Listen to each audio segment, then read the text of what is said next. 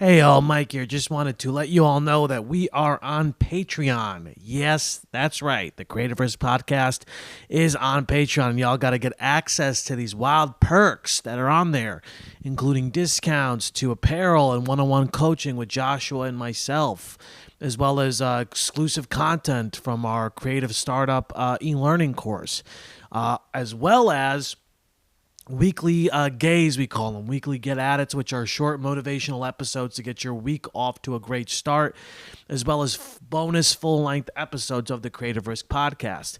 It's an awesome community to be a part of with great content and perks, so come join us for as little as $5 a month, and regardless, be sure you follow us on social media, and also like and subscribe to our YouTube or to wherever you're listening to on this podcast.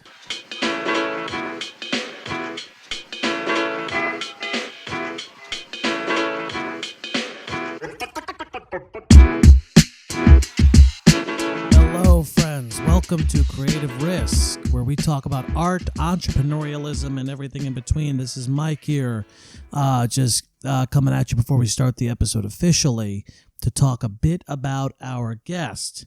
And, you know, we talk about this in the episode, but I am very, very, very much a fan of this guy, Matt Koplik. That's who the episode is. That's who we're doing the episode with. His podcast, Broadway Breakdown, is something I listen to every week. I don't know why, you know, it's, I'm not even like that big of a musical theater person, although he does talk, you know, he just talks about things on Broadway, but I don't know, you know, it just reminds me of like, you know, the you know, when you see a show and you have those smart friends you talk about theater with, and it just appeals to the theater nerd in me, just to hear him talk for, you know, a couple hours about, you know, Carousel or Aida or, you know, whatever show.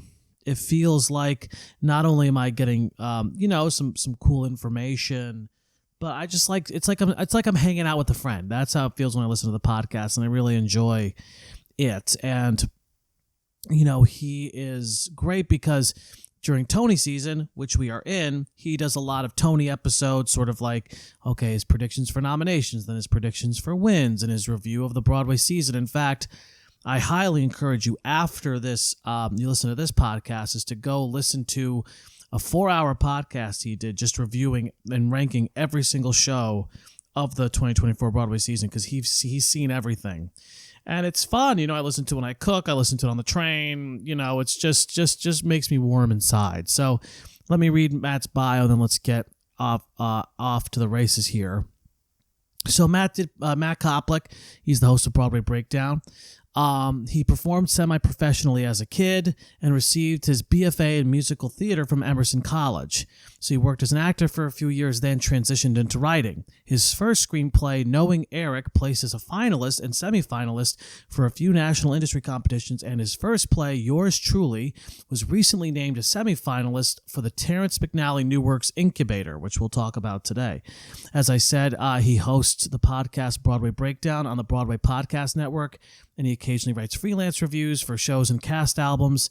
He's a jack of all trades, a master of none. Well, I don't believe that. I really, that's what he said. I really love Matt, and I'm really excited to talk in this episode about his Tony predictions and about what he feels the state of Broadway is. So let's get started. Here we go. Matt, you know what we realized as before you joined today, you are, by the way, I'm so sorry to cut complete off. stranger. Yeah. Sorry, Mike, what are you going to say? No, he is a complete stranger. You're a stranger to us. No, but we said it lovingly. What? No, in a good way. No, I don't. If you don't feel like a stranger because I listen. To your podcast, this is your gay. This is your straight crush over here. He's obsessed with you, Matt. No, I listen to the show every week. He's obsessed with you. And gesundheit. I'm here. I'm living.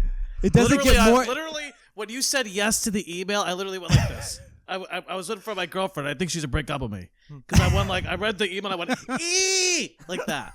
No, I texted him. Well, because and like I love it, but I said Mike was like, we got to get Matt on the show, and I was like, okay, well I'll message him, and he's like, and Mike basically didn't think you were gonna say yes, and then when I was like, no, he said yes. He was like, text. Wow, he was. You could get anybody on this podcast. He wanted you most importantly, so you've made the straight man's dreams. Okay. Yes, that's it. You and Joe Rogan are like my, no, I'm just joking. Yeah. You're like my guardian. You're like the one angel. He's like the other angel. I appreciate that. Yeah. Maybe I shouldn't have said yes. Maybe I should have been far more elusive. Yeah, exactly. Is that what you're telling me right now? Is that I made a giant mistake? You made a big mistake. Let's talk about the vaccine. I said, to quote every Bluth, I've made a huge mistake. All right. Yes, that's right. But but Matt, we wanted to have you on the podcast because hey, we love your podcast, especially your straight boyfriend Mike, and who introduced me to it, and I love it because you're so smart and discerning and knowledgeable and honest and yourself and funny, so we love it. Yes. And because we wanted to do a bit of a Tony's cast, so to speak, and you've seen every show this season, and we have not. But seeing every show this season, that is a feat unto itself. And so I'm honestly, our first two questions about that are, how did you do that? How did you make time to see every single show? And not to be gauche, but do you get free tickets, low-key, because you're considered quote-unquote press, or do you put up the cash for all these shows and TDF your way around town? It's a little bit of both. I am not on any press lists yet. I've just been given everyone's contact information for that. So I'm reaching out to everyone this week to be like, hey, I think I should be on your press list.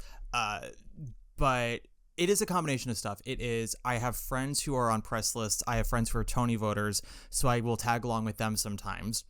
And I made it a point this year that I wanted to see everything. So I made a spreadsheet and figured out, okay, who's taking me to what.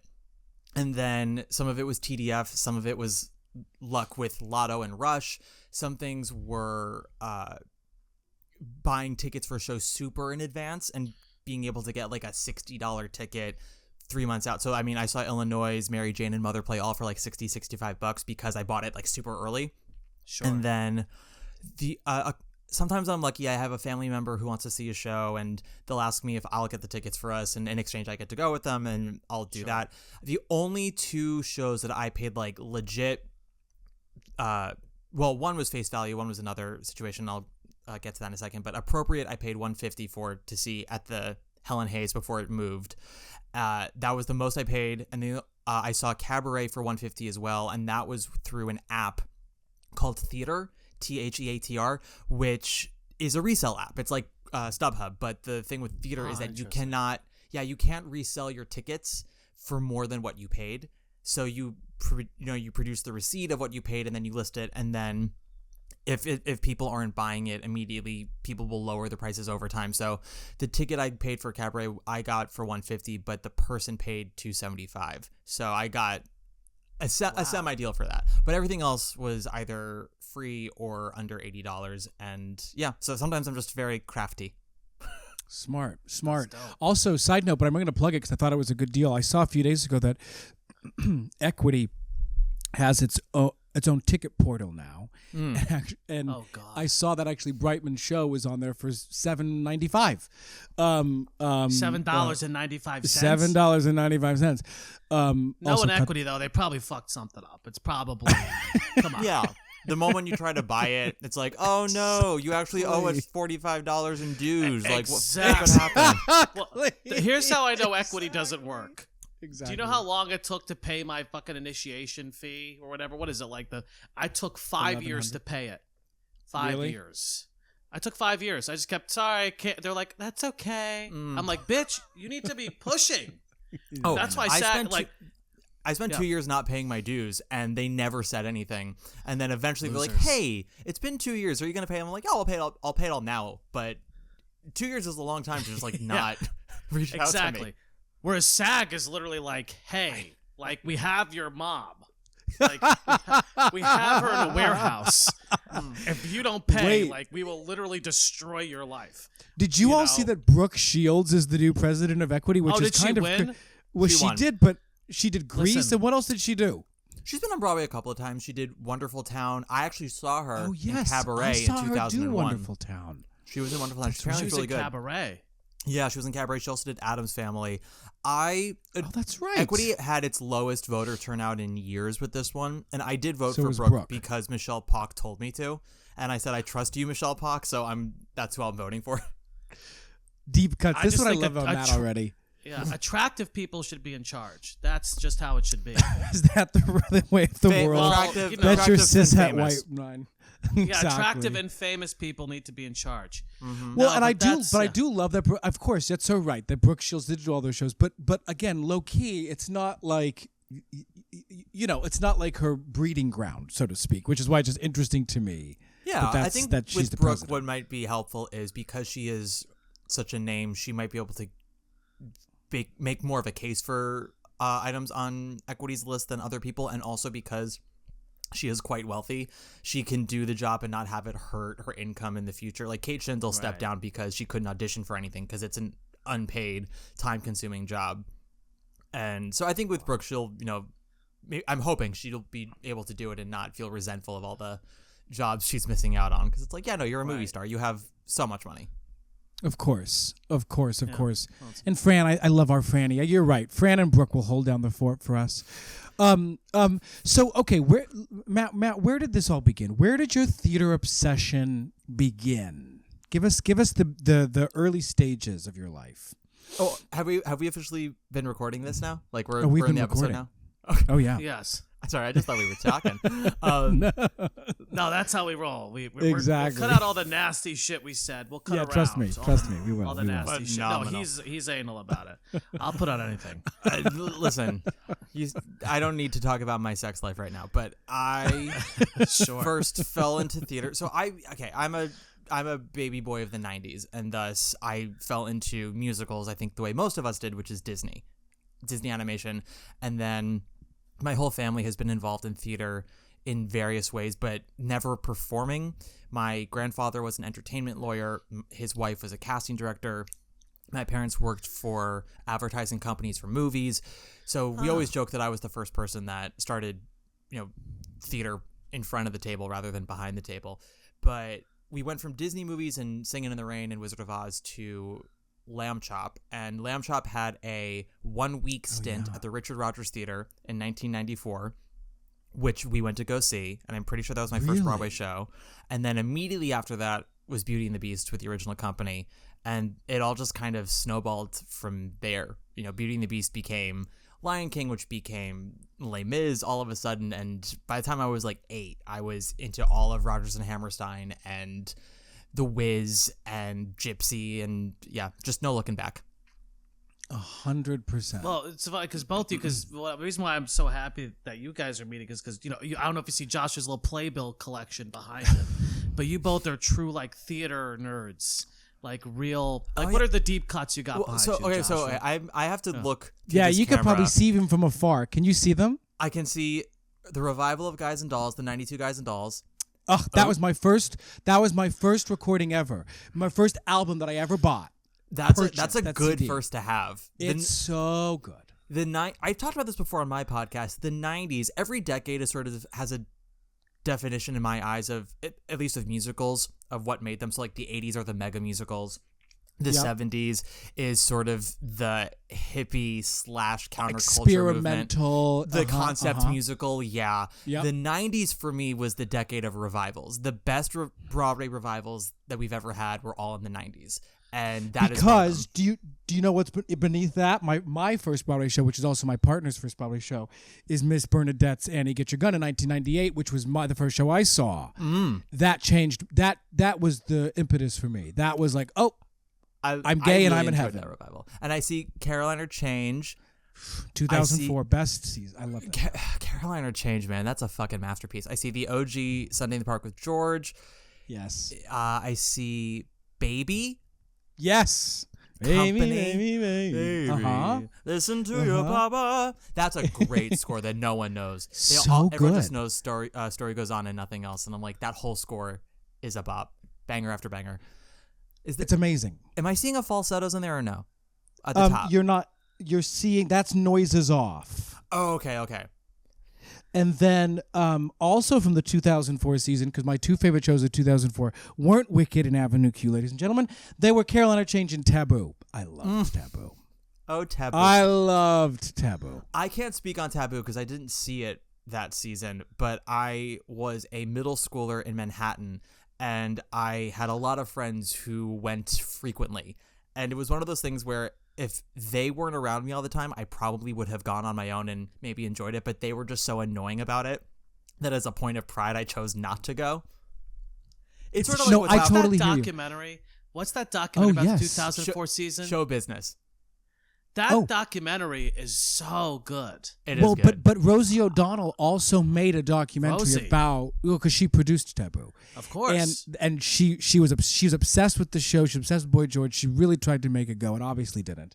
And then B. Arthur, Just Between Friends, because that season was B. Arthur. It was Elaine Stritch, and while they weren't in the same seasons, was Liza's at the Palace and Cheetah Rivera's A Dancer's Life. That was probably when I formally became as gay as I did within those 2 years' time, because those four shows were absolutely transformational. Was it Elaine, Liza, B, Cheetah? Was that the order? Because Cheetah's the last one. I know that. Yeah, I think I'm to be 100% with you. I don't remember the order. Actually, you're so Liza came later because I saw that with Dan Marino. I remember we went to when we went to college. Dan Marino, the famous football player, his son was in my class. Gay as the day is long, and so he bought us super expensive tickets to Liza. Parker Posey sat right next to us. I'll never forget this. And there was like 14 standing O's. So I was in college at the time, so that must have been 2006 or so. So. And I bet you Cheetah. I bet you it went B, Elaine. They were the same season, remember? That was like the kind of the thing. Who's going to win that? Oh yeah. That and was Elaine won. Fun fact: Dan Marino's son went to Stage Door Manor with me for my first 2 summers. So he and I did not. You know know each Dan other. Jr.? I don't actually know him. No, I was a youngin' at the time, but I remember Kimberly Grigsby. Yes. The music director. I think she was an alum of Stage Door. She came to do a master Days class. of Wine and Roses. Days of Wine and Roses. She came to do a master class that I, sat in and watched. And Dan sang a song from Jane Eyre, and Shayna Taub, 2-time Tony nominee this season, Shayna Taub sang Gimme Gimme from Thoroughly Modern Millie. And that's the magic of being a theater nerd so young, is you go to some place like Stage Door Manor, and then 20 years later you get to say, hey, guess what I experienced? Right. That's crazy. 100%. Well, would Dan remember you? Absolutely not. No. I think he was 18 and I was 14, maybe. It's every theater camp is this insular weird space where even though when you leave and you go back out into the real world, we're all losers, but you come to Stage Door and there's a hierarchy, and he was an older kid, he was a talented kid, his dad was famous, so his friendship group was very compact, and I was 13, 14. They had no use for me. So I'm sure if you were to say like, oh yeah, this kid Matt Koplik, he'd be like, I'm sure that's someone who was around me at one point in my life. That would be his response. You have to tell Joshua, I don't know if you can tell it on mic, but the story about when you were raising money and you went to Dan Marino, and what he made. Oh yeah, I'll tell Matt's story. I'll tell him. It was nothing bad. It was nothing bad. Oh no, nothing bad at all. Just not set it up to sound like a certain way. No. It was just his dad. You have we a were way raising money for of starting things off and making it sound terribly ominous. And I know I like that. It's important to say. That's my whole personality. I have nothing. That's but you don't want to get keep sued by anybody, right? No one wants any legal trouble. Well. Attention, I mean, no, attention, end it all. Attention, end it all. Yeah. So okay, but wait a second. So we have all this theater stuff, but here's the thing, Matt. You are a writer. That's really, in terms of like your creative output, besides your podcast, which is obviously creative unto itself. You are a writer and a filmmaker, and so I guess the question is that the ultimate goal for you? And this is kind of a macro esoteric question, but what would you define as quote unquote success as part of that? Well, first of all, thank you. I have never really considered myself a writer or filmmaker. I sort of I have been kind of going with the flow of anything the last couple of years. That's sort of how I've been. Sure. I started off as a performer. I was a not professional child performer because my parents wouldn't let me do it professionally. They would let me do community school, occasional regional theaters if I was able to still, go to school during the day. But I wasn't able to pursue it professionally until I was older. I went to school for it.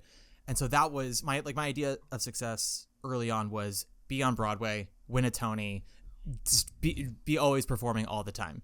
And being a professional performer is very difficult.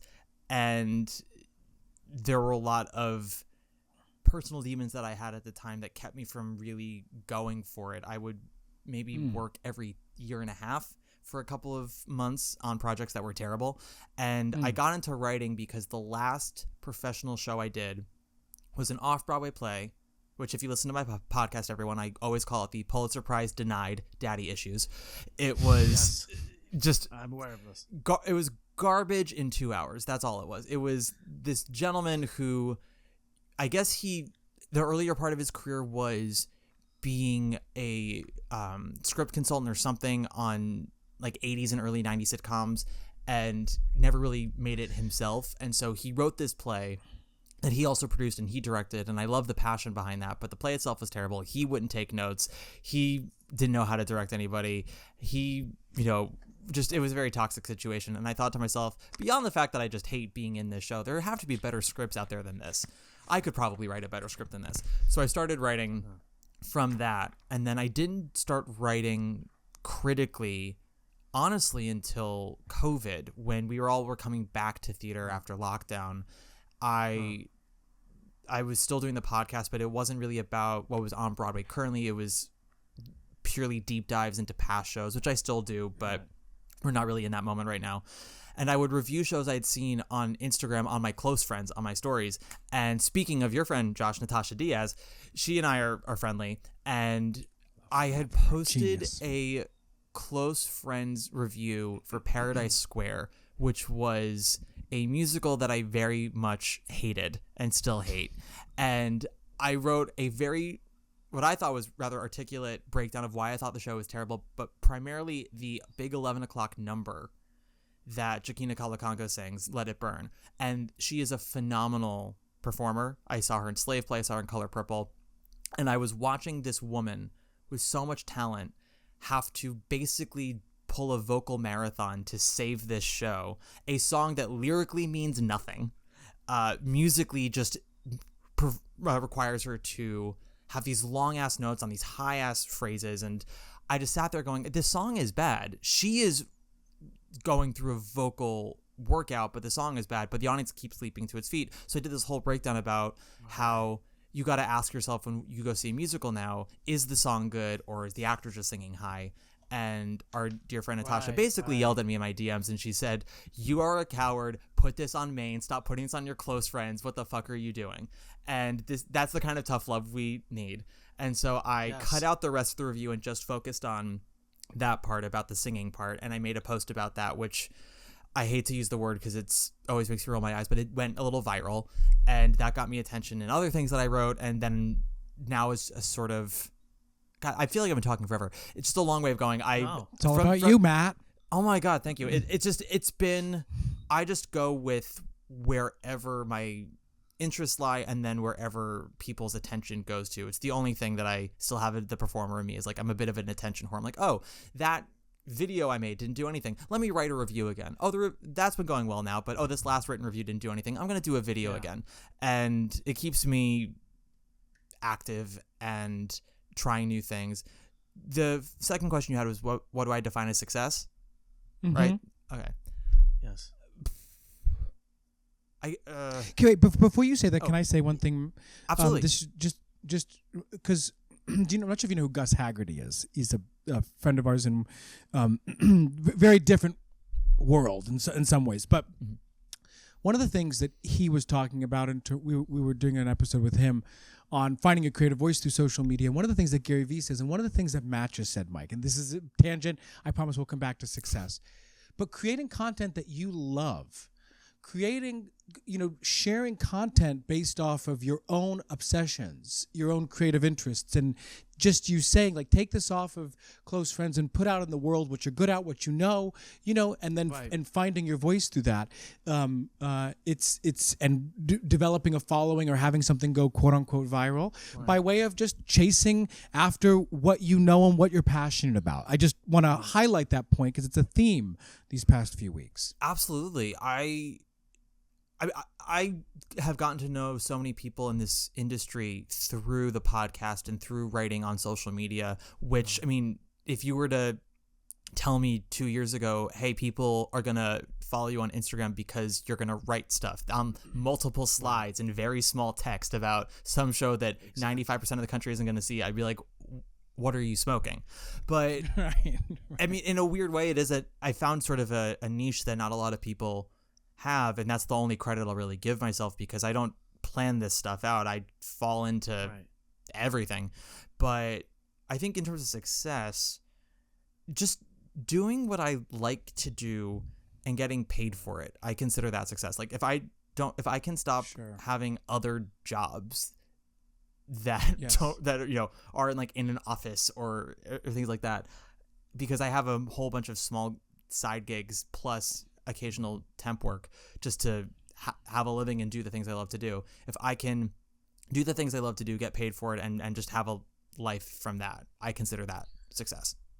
Well, and what's interesting about that, and we're going to, by the way, we're going to talk a lot about criticism in general, like, because the reason why I like your take. I agree with you about 75% of the time on a lot of things, which is good. But that's good. That's a great percentage. Oh my God, that's a great percentage. Are you kidding me? No, I'll take it. I will take it. And to say, Matt's preamble before the 4-hour Tony's episode, which is great. I don't mean to say 4 hours though. The 4 hour. No, it's great. It is. I just it think is your 4 point, hours. But in just like us, the reason why for all of the other reason we had to be on, I'm so sorry, Mike, I don't want to interrupt your thought, but just to say, for us too, we believe in a sense of candor because it's just our opinions. It's our opinions. Other people have other thoughts. We don't think everyone should think the same. So, we really vibe with that. And you really encompassed that thought well before that episode of saying, these are my thoughts. Hope that you can take away some sense of my opinion and how I consume art, period, point blank, end of story.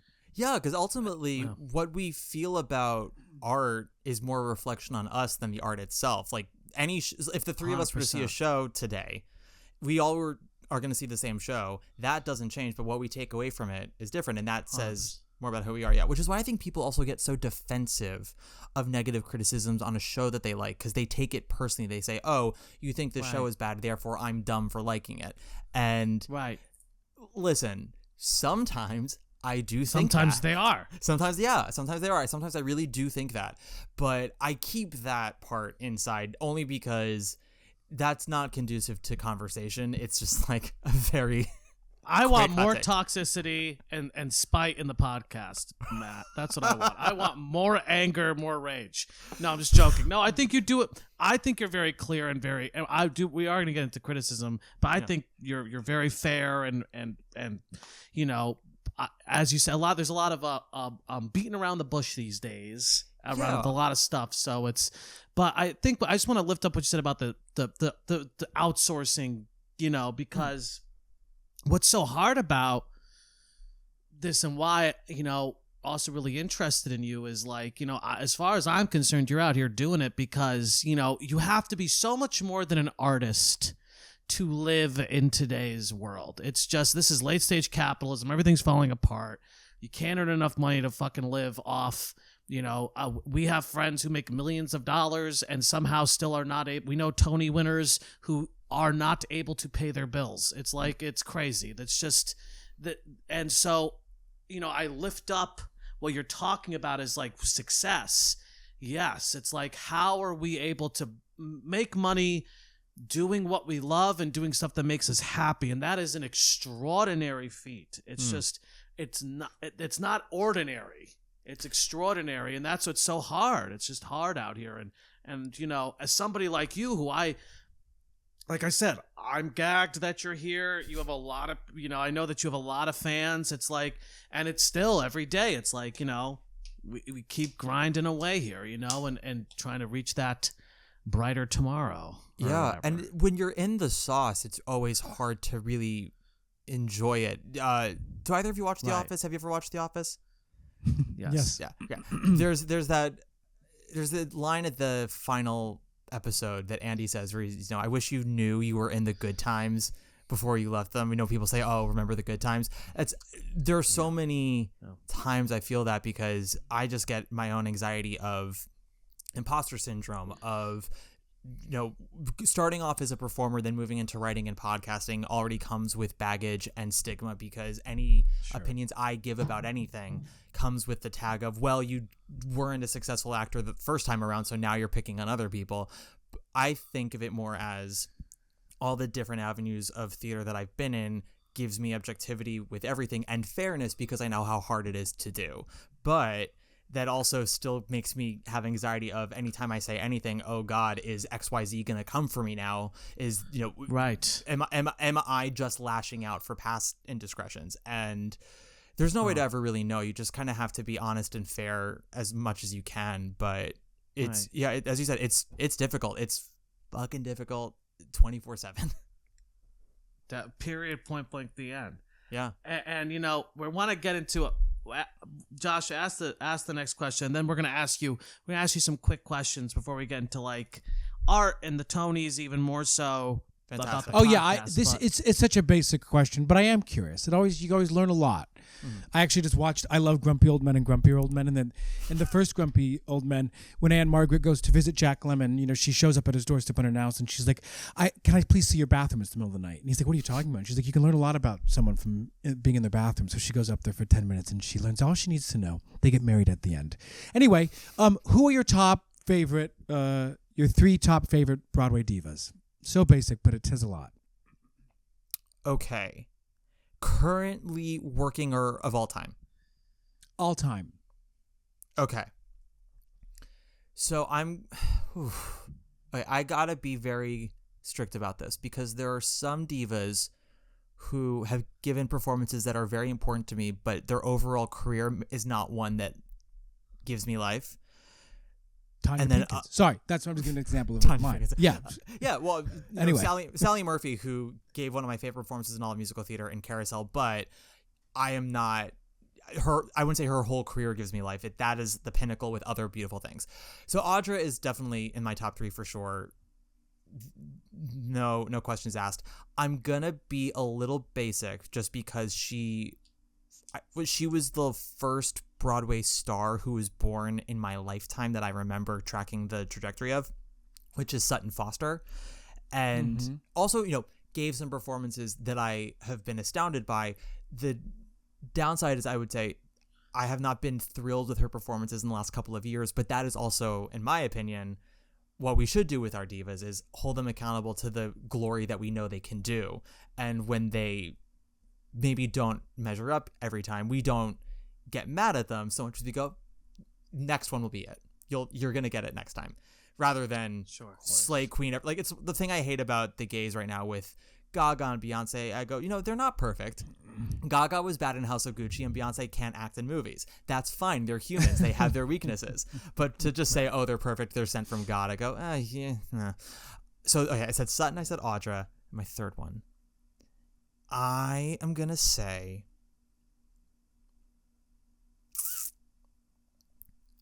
I think I'm going to say Cheetah, because in her prime, she was probably the greatest triple threat we ever had.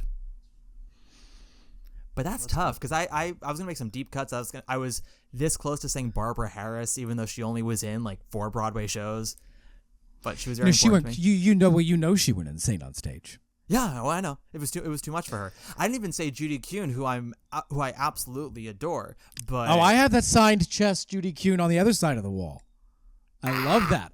I love it. That was one of my first signed playbills from Miss Judy Kuhn. I mean, talk about the most versatile singing voice in all of Broadway. Truly. Yeah. Truly. But you know what I love? I just want to say something that you said about Sally Murphy. You know, Mike, Sally Murphy, first of all, she's an actrice. I want to be clear. She really is. She's an actrice. She did that Tracy Letts play, The Minutes, a few years ago. And she also did a really weird play at Signature. She's actually done 3 Lettses because she's a Steppenwolf gal. She was in the original cast of August Osage. She was the oldest sister, Ivy, the one that was fucking the cousin. And she was in Linda Vista, which was right before COVID, and then The Minutes. Yeah. She's also the original princess in Man of No Importance. How can a girl from North and Nowhere be a princess? She was Seidel in the Alfred Molina Fiddler, where there were no Jews on stage. She was in. I saw that many a time. My friend Rob Schneider calls it. He said it was the Fiddler from IKEA because the whole set looked like it was built from IKEA. All the birch trees. This is so random, but I used to take my high school boy dates to that Fiddler. I saw it many times with Harvey, with Alfred. I would take them there. Yeah, good question. The 3-hour play in Anatevka. Yeah. Who knows why I took them there? But that was my pickup. I can't judge. I once took a date to slave play, so that was. I have more questions about that, but we'll leave it be. But I just love that. I love that Sally Murphy was just in that list. That's just anyway, and Barbara Harris. That's okay. So I respect you more and more by the second. Thank you. What were you going to say? The list is longer the more you let me talk. But those are the 3 I'm going to stick with, just in terms of longevity, nostalgia, and historical for me. I love it. Let's get into a couple of these podcast questions. Yes. Not that they're not important, but to get them out of the way to continue talking about, to kiki about fun things. So the development of Broadway Breakdown, how did this happen? What was the development of it? Did you have the idea? And how did Broadway Podcast Network get involved? Well, I'm very talented on my knees. That's how I got BPN to say yes. No. So Broadway Breakdown actually has been around for a lot longer than some people realize because it started off very different. It was myself and my friend John Wiscavage in the summer of 2017. He's an actor. I hadn't totally given up the idea of being an actor yet. I was sort of bi-curious about writing at that point, but I told him, hey, I think we're both funny gay men with hot takes about theater. Why don't we start a podcast? And it was originally us coming together every couple of weeks, talking about shows we had seen, things that were in the news, and going through a specific audition breakdown that we had found, which is originally how the title came about. Yeah, so it was Broadway Breakdown because A, we were having literal breakdowns, but also because we were watching audition breakdowns.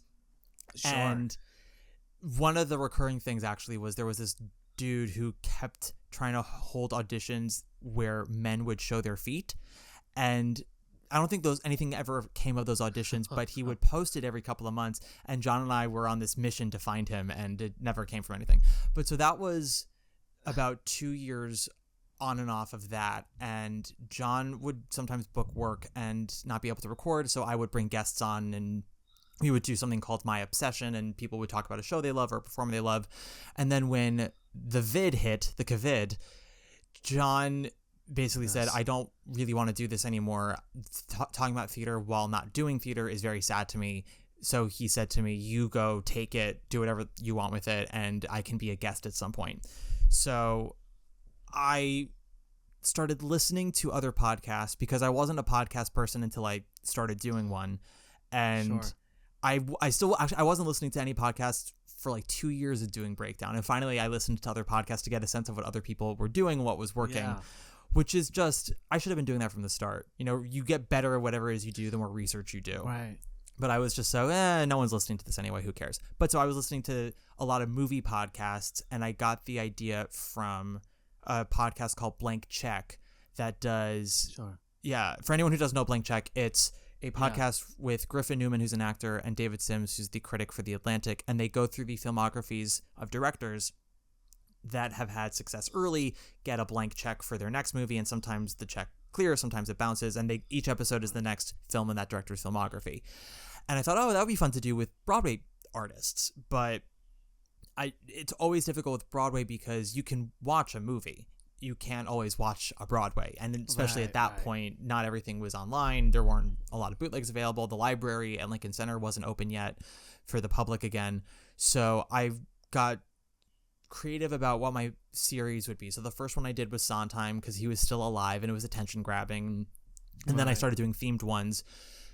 And it just sort of bloomed from there. And then to not have so much time in between miniseries, I would do sometimes interviews, and I would do episodes as Broadway reopened, episodes talking about some of the shows I had seen, going over the Tony Awards, because I think the Tonys are just fun.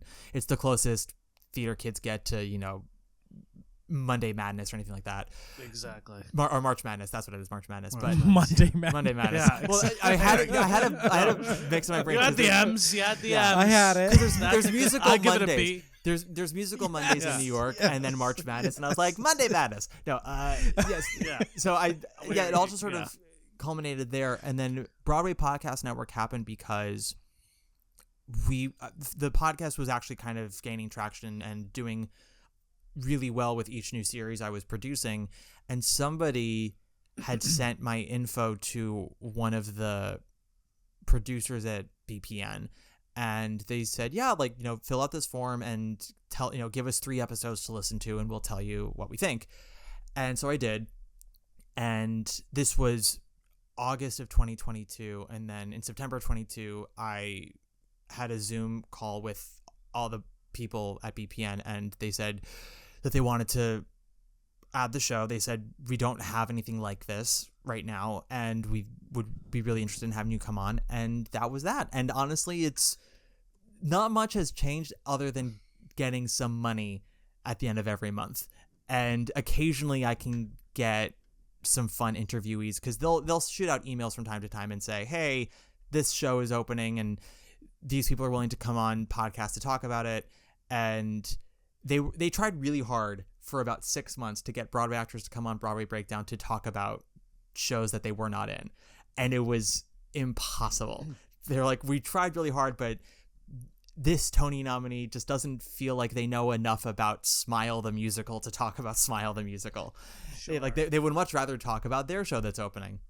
And so now I just have guests who are maybe not those actors come on and do the deep dives, and then I'll do bonus episodes with those actors, and then everyone's happy. They get to promote the show. I'm imagining your meeting with the BPN and being like a dark, smoky, like conference room, just people in suits being like, "Welcome to Broadway Podcast Network." Really? I picture something completely like Illuminati. opposite. Just like, I think it'd be funnier if it's like lizards. They all just take off they're like, "Welcome to Broadway." They just take off their skin masks. Yeah, it's more of a meet us at this Starbucks, and by the way, you have to pay for your own coffee kind of a meeting. LOL.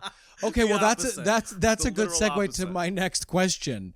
And answer if you so choose. But the monetization of the podcast, especially when you're working with someone like BPN, do essentially they pay you, and is there a cut, and then how do ads work? Like, how does all of that work with monetizing your podcast?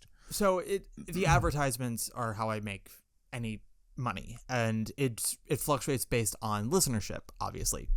So we use a website called Megaphone to upload the episodes and put in all the information. And then once the episode is uploaded, you put in markers of where advertisements can go and how many advertisements, in each section. And most episodes of podcasts on BPN do not compare to the length of mine.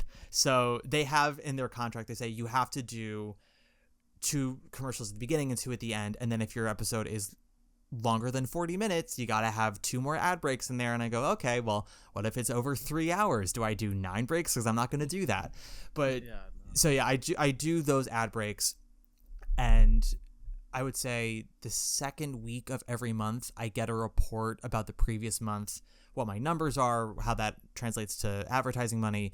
So I am not making enough money off of Broadway Breakdown to have what I had called success earlier. I am not here going, great, I can now afford an apartment and I can go grocery shopping and I can do all these things and everything's hunky-dory. I'm making money, and I consider that a win, because a year and a half ago I wasn't making any money off of it. It was just what I did.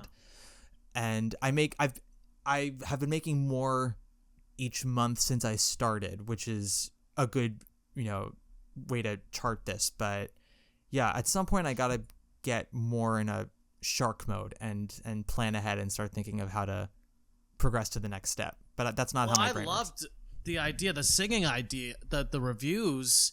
We got to see that lovely video of you singing. Yes. I thought that was a great little campaign. Life of the party. Thank I you. thought that was smart. No, did bubbles just come up on your screen? I don't know why they do that. I don't really know why. I know. Read your mind. I think AI heard the excitement in your voice, Mike, and said, "Let us manifest exactly." that." There was little bubbles that popped up on my screen. Bubbles. Bubbles. This is what humans like. Well, let's ask one more question about the podcast. And the question I would want to know is, how has it, and has it, because you kind of mentioned this a little earlier, afforded opportunities for you, in other aspects of your life? If it has, have you seen some opportunities arise? I mean, from I'm that? talking to you two assholes, so I think that's an opportunity right here. It's pretty good. Yeah, I don't know. It has. I think both Instagram and the podcast have been very helpful in giving me some kind of footprint in the community. I have no understanding of what my impact is, if I have any at all. I genuinely get surprised whenever someone reaches out and asks me to do something like this. After this interview, my brain is going to go, okay, you're never going to get interviewed again, so enjoy this one. It's why I'm talking so much. But so every now and then I'll get an opportunity to guest on a podcast. I'll get invited to an event. Sometimes I'll get invited to a show. One of the things that started happening that I didn't expect was I have listeners who are writers themselves, and they have asked me to review their works and give notes. And I was doing that, for free for a minute because I had never done that before. But now that it's become a recurring thing, now I'm making some extra income by charging a small fee to read through the script, offer some basic notes, and then, charge more for more thorough notes after that. Actually, this one's a fun one. This one is a way that I would love your listeners to hear, just because it's so bonkers how it all came about. So for anyone who doesn't follow me on Instagram or listen to the podcast, I sometimes will write a review on Instagram in these very long forms. And I got someone following me from that who, it turns out, is the associate director for Moulin Rouge on Broadway and around the world. His name's Matt Koplik. He's a wonderful human being. He's going to be directing. He's going to be directing Legally Blonde at Kennedy Center next June. Play That Goes Wrong. Yes. Play That Goes Wrong. Wow. Beetlejuice. Yeah, no, he's. I didn't know that he's doing Legally Blonde. Okay, so They just announced it, so I feel comfy saying that on the pod. But he started following me from that, and a few other people in his orbit followed me from that, and I wrote a play in December of 2022 based off of a very crazy life experience that happened with me and another person. And I shared it on my story the day that I finished it, just to be like, hey, I spent 3 weeks not sleeping, not eating, keeping myself from crying, and writing this thing that is, I'm pretty sure, how Stephen King wrote it, just like in a whole stream of cocaine, lack of consciousness, minus the cocaine for me, but just that manic high of more ketamine. Exactly. It's like 3 straight weeks of like I can't sleep, I gotta write. So and I did that, and he reached out to me and he said, hey, if you're serious about maybe moving forward with this, can I read it? I'm a big fan of your writing. And I didn't know who he was at the time, so I was like, yeah, sure, Jan, whatever. But eventually, when I slept for 8 hours, and I woke up and I looked at I read the conversation again, I looked at his profile and went, oh, this is interesting. So I did a reading with some friends just to make sure it was English. It was English, but I still wanted to cut 30 pages off. And then after I did that, then I sent him the script. And so for the last year, he and I have been developing it, doing our own readings with we've had a few readings. That's fucking awesome, dude. Yeah, we did a reading with some actors from Beetlejuice and Play That Goes Wrong. We did another reading with some friends of mine and friends of friends, and we submitted it to the Terrence McNally Newworks Incubator, where it became a semifinalist. Didn't win, but we got to be in the semifinals, which That's awesome. Thank you. I'll absolutely take that. And now we're gonna hopefully do a reading in June after the Tony Awards, because we have people who are interested in it, but theater people are no different from movie people. They don't like reading scripts. They would rather go to a reading. So we're going to do like an actual invited, have people there reading. And that all came from the podcast and social media. Amazing. That's so cool. And yeah, Matt's. I've auditioned for Matt a couple times, and I know him like a Jay. He's great too. Yeah. That's fucking dope. Yeah, he's awesome. a sweetheart. Yeah, and he's blowing up. So I text when the Legally Blonde thing happened, which he told me might happen. I texted him. I was like, okay, so we're doing this reading pronto because you're about to be far too busy for me in about 6 months. Dude, that's awesome. Thank you. Well, just goes to show. Yeah. Anyway, let's talk Tonys, because Fantastic. again, partially why we wanted to have you on playing. is because again, we were talking about the episode and we were like, well, we haven't seen enough. We've seen a lot, but not enough. And so then it's like kind of not, we don't feel as informed. And we like the way that you, we trust your critical eye, honestly. So we're going to go category by category. I mean, not within reason. We're only going to do we're not going to do lighting design and that, but we're going to do that category is great this year, Joshua. How dare you? But we're going to hit the tops and then, and we want to give our audiences your sense, even though again, you can tune into his 4 hour. I should stop doing that. Well, there's gonna be more of them. No, well, that's the thing. Can I say one thing? When people tell you about the long episodes, and everybody has a different opinion, that's bullshit.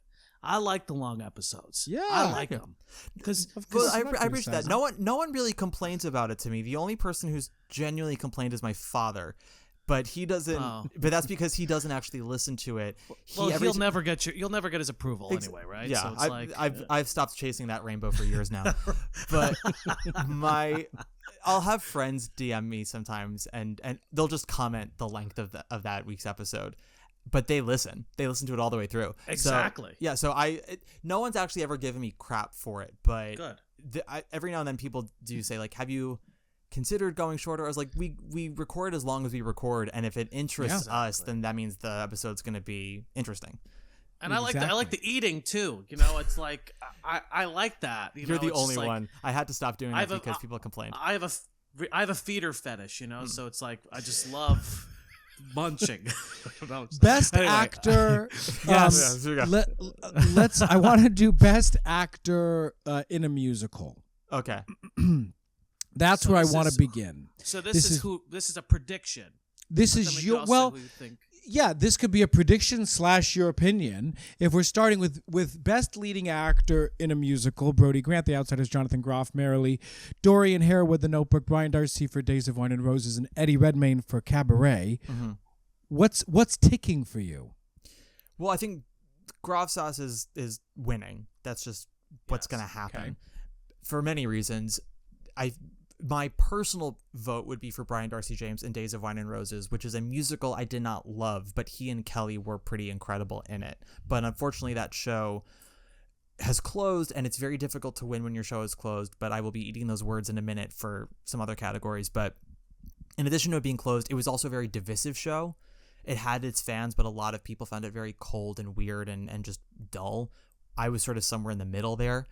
But I think Groff is winning. He is the center of a revival that is financially successful, culturally a moment on Broadway, and he's been a beloved member of the community now for 18 years, 19 years, and even though he hasn't done a lot of shows, every time he does a show, it's a moment for Broadway. So I think this is a crowning achievement for him. I wish that we had nominations for either Josh Gad and Andrew Rannells for Gutenberg or Corey Cott for Heart of Rock and Roll, because Heart of Rock and Roll got snubbed this year, and I don't love saying the word snubbed, but it was the case for Heart of Rock and Roll because they got nothing.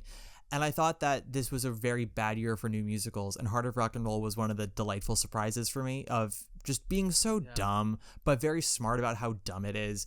And and the Tonys don't often recognize that if you're going to be that kind of show, you have to be a hit. So like, and Juliet or Mamma Mia were very financially successful, so they were able to be nominated while being very dumb.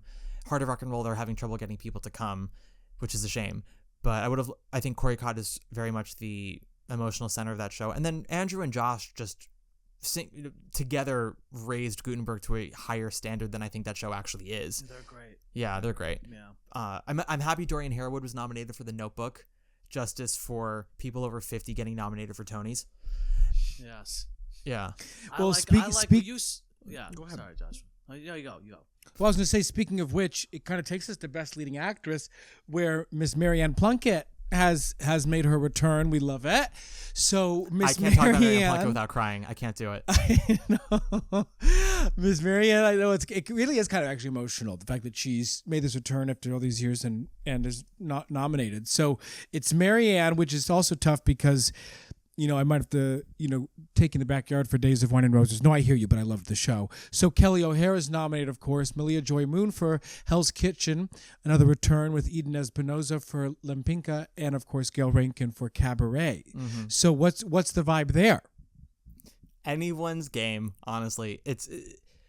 No one has the overwhelming support to be the obvious frontrunner. There is a major caveat for all of them. If Days of Wine and Roses were still running, I think that this would be Kelly's to lose without question. But the show is closed, and it was not universally loved. So those are hindrances for her.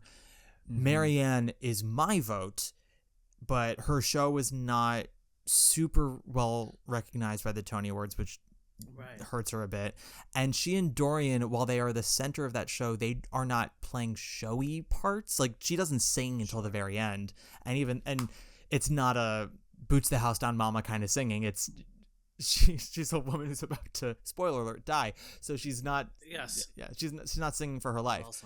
She's given her life over to the acting, but it's a gorgeous performance. So she'd be my vote. Gail is. People are split on Gail in the same way they're split on that production of Cabaret. I lean a little more negative on her performance, but if not as negative as critics, I was not in love with it. Malaya is the ingenue of the category. It's her Broadway debut. She's the center of the biggest hit of those shows. It's a show that I don't like very much, but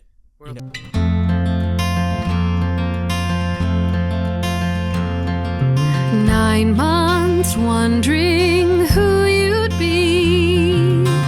Well, friends, Turns out I that always knew. is truly one of my favorite voices. The one that you just heard. The wonderful Jessica Fontana recently released her first album, Everyday Special.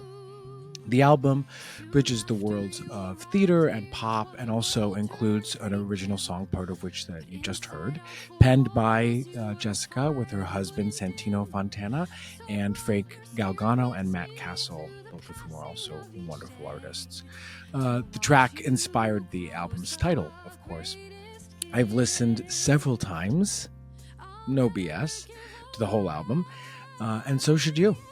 It's available on Spotify, Apple Music, Amazon, and of course the rest of the regulars. So go download Everyday Special by Jessica Fontana today. It'll make every day a little more special. But it's great. My darlings, did you know that behind this podcast lies a decade of work that was focused on creating a comprehensive system of tools and step-by-step processes tailored for artists who are striving to build sustainable careers? So you're saying that 12 times fast. But it's like all of us, right? We're all trying to build sustainable careers. Our creative startup offers an immersive blend of e-learning and personalized one-on-one consulting aimed at empowering actors to bypass years of struggle. This work includes a bunch of elements highlighted in this podcast, including professional networking, goals setting, financial management, self-producing, craft improvement, method or how you work, and probably in some ways most important, marketing. Participants will work one-on-one with either Labad or myself, in addition to gaining access to nearly 40 hours of guided e-learning content. So check out the show notes for info on setting up a free consultation and let us help you take your creative career to the next level. And should you choose to sign up, you can use Creative Risk for 10% off. Talk about it. About Hell's Kitchen? Talk about that. Well, maybe we should talk about it now, really briefly, because I know that you openly hated it. Why do you think it's been so well received? What do you think it is? Like, out of curiosity, what's in the air? What's in the water? Why has it been so well received? Well, with critics, I can't tell you because I heavily dislike Hell's Kitchen. I won't say hate because there are elements to it that I enjoy. I hated Mother Play. And that was another show that actually got similar reviews to Hell's Kitchen, which were, some of them were raves and some of them were much more positive than I would have liked. And I'm sitting here going, I don't understand what show you all saw, because even if you enjoyed yourself, you have to recognize this is objectively not well done. And Hell's Kitchen, right, I found particularly egregious because I think that script is bad. It's so overly reliant on narration. There are 9 different plot lines, only half of which are resolved. Characters make no sense. It felt like a checklist of topics, political topics to say for cachet, not because they were actually exploring anything. And I find that just morally not offensive, but just gross. Repugnant? Yeah, repugnant. Oh, yes. You don't get brownie points from me for saying, racism and police brutality. I'm like, yeah, and what are you going to do about it? How are you going to explore that in the show? You're just going to say it to me? Because there are 12 other shows right now that are saying that as well. So I don't care for that. But what I will say about Malaya is I think what has helped the show gain traction for the moment anyway is Alicia Keys is a writer who has connected with a lot of people. I've always called her music rollerblading music, where it's just like every time I listen to one of her songs, I feel like I'm gliding in the park on a light spring day. It doesn't excite me, but it also doesn't put me to sleep. It's just it's like a nice placid high that I get when I listen to her music. There's the bubble again. Exactly. Yeah. Yeah, the bubble just popped up. The bubbles So are loving strange. it. But Yeah. I think that energy is probably prominent in Hell's Kitchen. This energy of not heat, but just a very subtle joy from the music and the performances. Right. And I think a lot of people... They're campaigning hard, too, I think. I mean, you do what you got to do. Really hard. I'm still not entirely convinced that they're going to win musical because the Tonys have a history of not respecting jukebox musicals. But you have to look hard to find shows that are jukebox musicals that won when the Tonys could have given it to a non-jukebox musical. So like Moulin Rouge won, but there was no option that year. It was that Tina Jagged Little Pill. You have to go back to Jersey Boys in 2006. And I think that's the only one of this century. So it could still win, but I think Suffs has more of the edge in the sense that it's an original score. It's politically relevant, or even Outsiders, which is maybe not politically relevant, but it is original music and is also just as popular right now as Hell's Kitchen. So it's got that heat behind it. But back to actress for a second. Malaya, she is the center of a show that is doing well. She is an up-and-comer. The Tonys are more likely to vote for a newcomer in actress than actor. They Interesting. Yeah, I mean, obviously there's exceptions to every rule, but you look at the recurring themes of certain categories, and that you get a lot more first-time nominees winning in actress in a musical than not. And I mean, I think that Eden and Lempicka is just happy to be there. I can't say that she would have been my 5th nominee, but I'm thrilled that she got her roses for it. So props to you, Mama. Yeah, no, I mean, I was happy to see her back too, because of course, if I, like you said, 90s baby, Brooklyn was, it was formational for some of us. She was she was very important to a lot of gay men from like 2003 to 2009, and I'm glad that Gen Z is now recognizing the talent that is Espinosa. I just also thought Lempicka wasn't terribly well done, but it was a large effort of whoever was playing that title role. And I think that also that is something that the Tonys will recognize of, you know what, the show we did not care for, but we saw the sweat coming down your face, and for that you get nominated. Sure. 100%. 100%. What about best actor? What about best actor, best actress in a play? William Jackson Harper, Uncle Vanya, your favorite play of the season, Matt. Leslie Odom, Junior Pearly Victorious, Liev Schreiber and Doubt, Jeremy Strong, Enemy of the People, and Stuhlbarg and Patriots. Yeah, this is actually a solid category. Stuhlbarg Jeremy Strong and Leslie Odom Jr. are 3 phenomenal nominations in this category. Yeah. Leah was fine in Doubt. That production of Doubt for me was just very much regional theater, and I mean that disparagingly because I've seen some great regional theater, but this is like, 5th tier in Arizona Doubt. Where like you watch and you go, this wasn't offensive, but if I'm gonna watch a regional theater do this, I'm gonna go to Cincinnati or DC and watch like people do this. And right, as opposed to stars, yeah. And so when you see Amy Ryan and Leah Schreiber do it, and you're just like,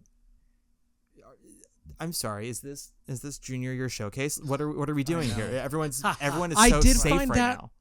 I found that replacement of Tyne Daly to be odd because Tyne Daly is like, a unique, exciting choice. Amy Ryan's a fantastic actor. She is. But it kind of was like, oh, to your point, it's like kind of brought it down, and I feel bad even saying that because, but Tyne Daly's Tyne Daly. Well, Tyne is so tough, which is what makes her so right for Sister Aloysius, because Aloysius is not a victim. She is a Tyrannosaurus Rex because she has to be.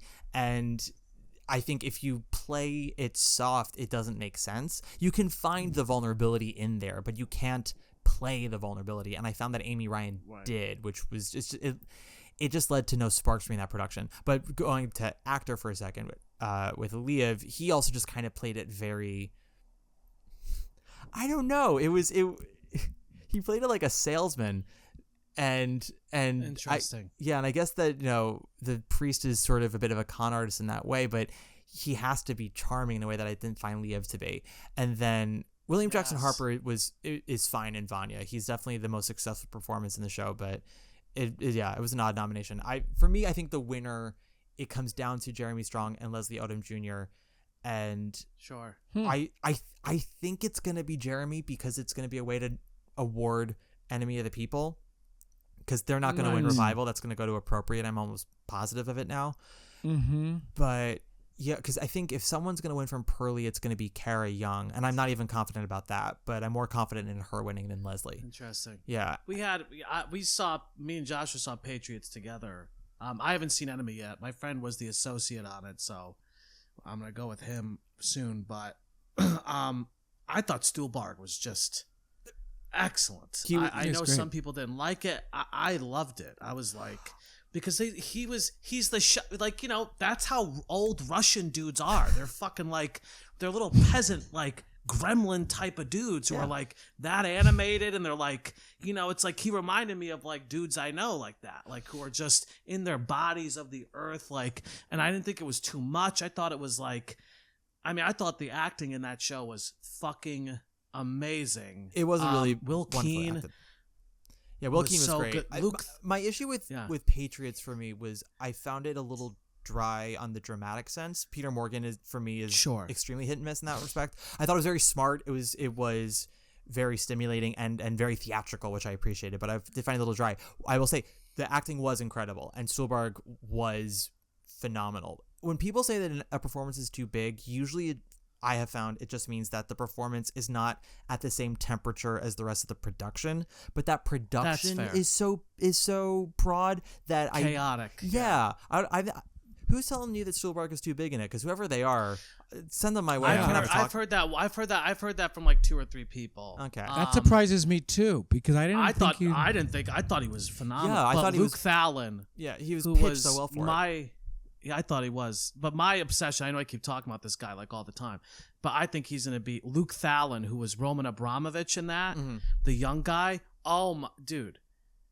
His performance, that was one of the, I thought he was, it's crazy that he's been doing that show for 2 years because that was so, alive. It's like, I really felt like everything was like, there was no track acting. We were talking about this we had a friend on the pod who was in Patriots. Has a feature in it, and we had him on the pod. We were talking about it, and there's so much track acting on Broadway. Like people, they're just like they're saying the lines with the intonations, but they're not alive. Like nothing's happening on stage. Yeah. It's not. It's just like it's like bad musical theater acting. It's just like track. It's like I'm doing my track. I'm saying my lines. That dude. Well, I thought Will Keane too, and I thought Stuhlbarg. I appreciated the performance because they felt so. they felt improvisational. Yeah. Which is so hard to do when you do a show that long. Like, anyway. Yeah, I think yeah. that's sort of what makes stage acting, in my opinion, more impressive than film acting. Because film acting, it's obviously it's a different medium, it's a different temperature, and sometimes Sure. you'd have to do things over and over again to get a certain result. And there's a lot of technical stuff you have to think about. But for stage acting, 8 times a week, you have to make something feel organic every there are still technical things you have to take into account while also being fresh every night. So even if you find a new intonation in a line or you try something new, you still have to be in a certain spot at a certain moment, because if you're not, like, someone Exactly. could get seriously injured. You know, you can't Right. change too much of the staging. And I hear these stories about certain actors who are they're just so alive every performance, and they'll like change things up all the time. And I go, but that part pisses me off. Like, there's a podcast about Into the Woods right now, and someone was talking about doing Sunday in the Park with George with Mandy Patinkin, and just like how violently different he was every night. And I was like, emphasis on the violently. You know, it was Sure. like you obviously got to keep it fresh, but you're not alone on that stage. You are catching each other. So if you are throwing all the furniture at the wall to see how people are going to react, that's a very selfish thing to do. You gotta keep it compact. That I agree with. It's a good Yeah. segue to leading actors, because all these ladies except for maybe Rachel have stage experience. It's pretty film heavy, because we have Betsy for Prayer for the French Republic, Jessica Lange for Mother Play, Rachel McAdams for Mary Jane, Sarah Paulson for Appropriate, and Amy Ryan for Doubt. What are your thoughts? And did Rachel surprise you? So first of all, I'm thrilled that Betsy Idem got in, because she is the core of Prayer for the French Republic. It's an interesting show. I'm not surprised that Rachel got in. I was thrilled that Rachel was as wonderful as she was, and in fact, she would be my vote, because I think her performance is just stunning in Mary really Jane. There is I talked about this with Sarah sorry, I'm forgetting her last name. Porthot, I think is her last name, but she plays one of the women in the show. Oh, and I know who you're talking about. The Jewish woman. Yes. And we were talking. She's great too. That whole ensemble's great. Speaking of Patriots and Mary Jane and Appropriate and Pearly, like, in addition to this being the year for me of the plays, this season has been where the plays have stepped up and the musicals have been lacking. Stereophonic, which we'll get to. Yeah, absolutely. But also, it's the season of just like really phenomenal ensemble work, like with a lot of these productions, and not every show has a perfect ensemble. There are one or two maybe weaker people, but overall there are like 7 or 8 plays this year. I'm like, top to bottom, phenomenal acting. But so Mary Jane, we were talking about Rachel's performance and how the first 2 scenes, a lot of people think, oh, Rachel's getting her sea legs back with being on stage. She's not comfortable yet in this medium. She finally finds her footing.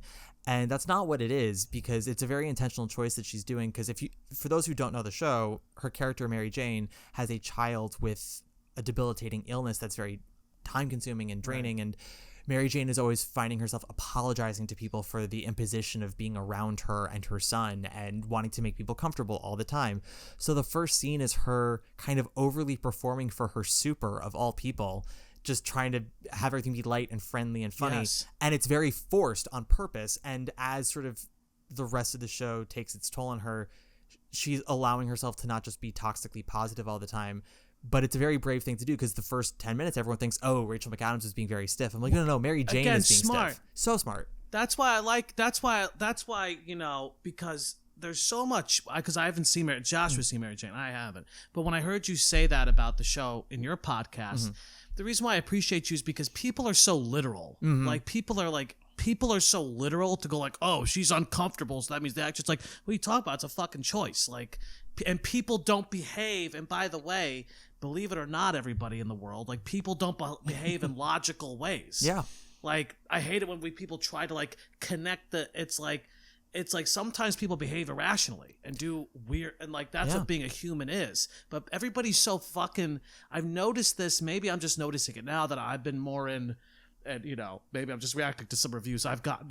But like, maybe that's what this all stems down to. I am Rachel McAdams. No, but but like, everybody's so fucking literal. Like, everybody, like, people don't take the time to actually think about like, oh, okay, Well, why would somebody be doing that as opposed to it's the actor uncomfortable? It's like maybe the character's uncomfortable. You fucking I don't know. And sometimes people will be very literal, and because a character says something, therefore the show is saying it. And that too. Yeah, it's something that I've always come back to because, again, for anyone who listens to my podcast, I know I said the show title already, but my favorite musical is Carousel, which is infamously one of the most misunderstood musicals, gets one of the worst reputations in theater because people take it at face value and they don't actually look into the context of what's happening.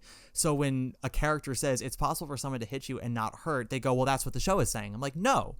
That's what that character is saying. The show doesn't agree with her. If the show agreed with her saying that, she would be with her husband at the end and he'd be, hitting her till the curtain came down. But instead he dies and she has to learn, to let go of the pain he caused her while also accepting that there was love there.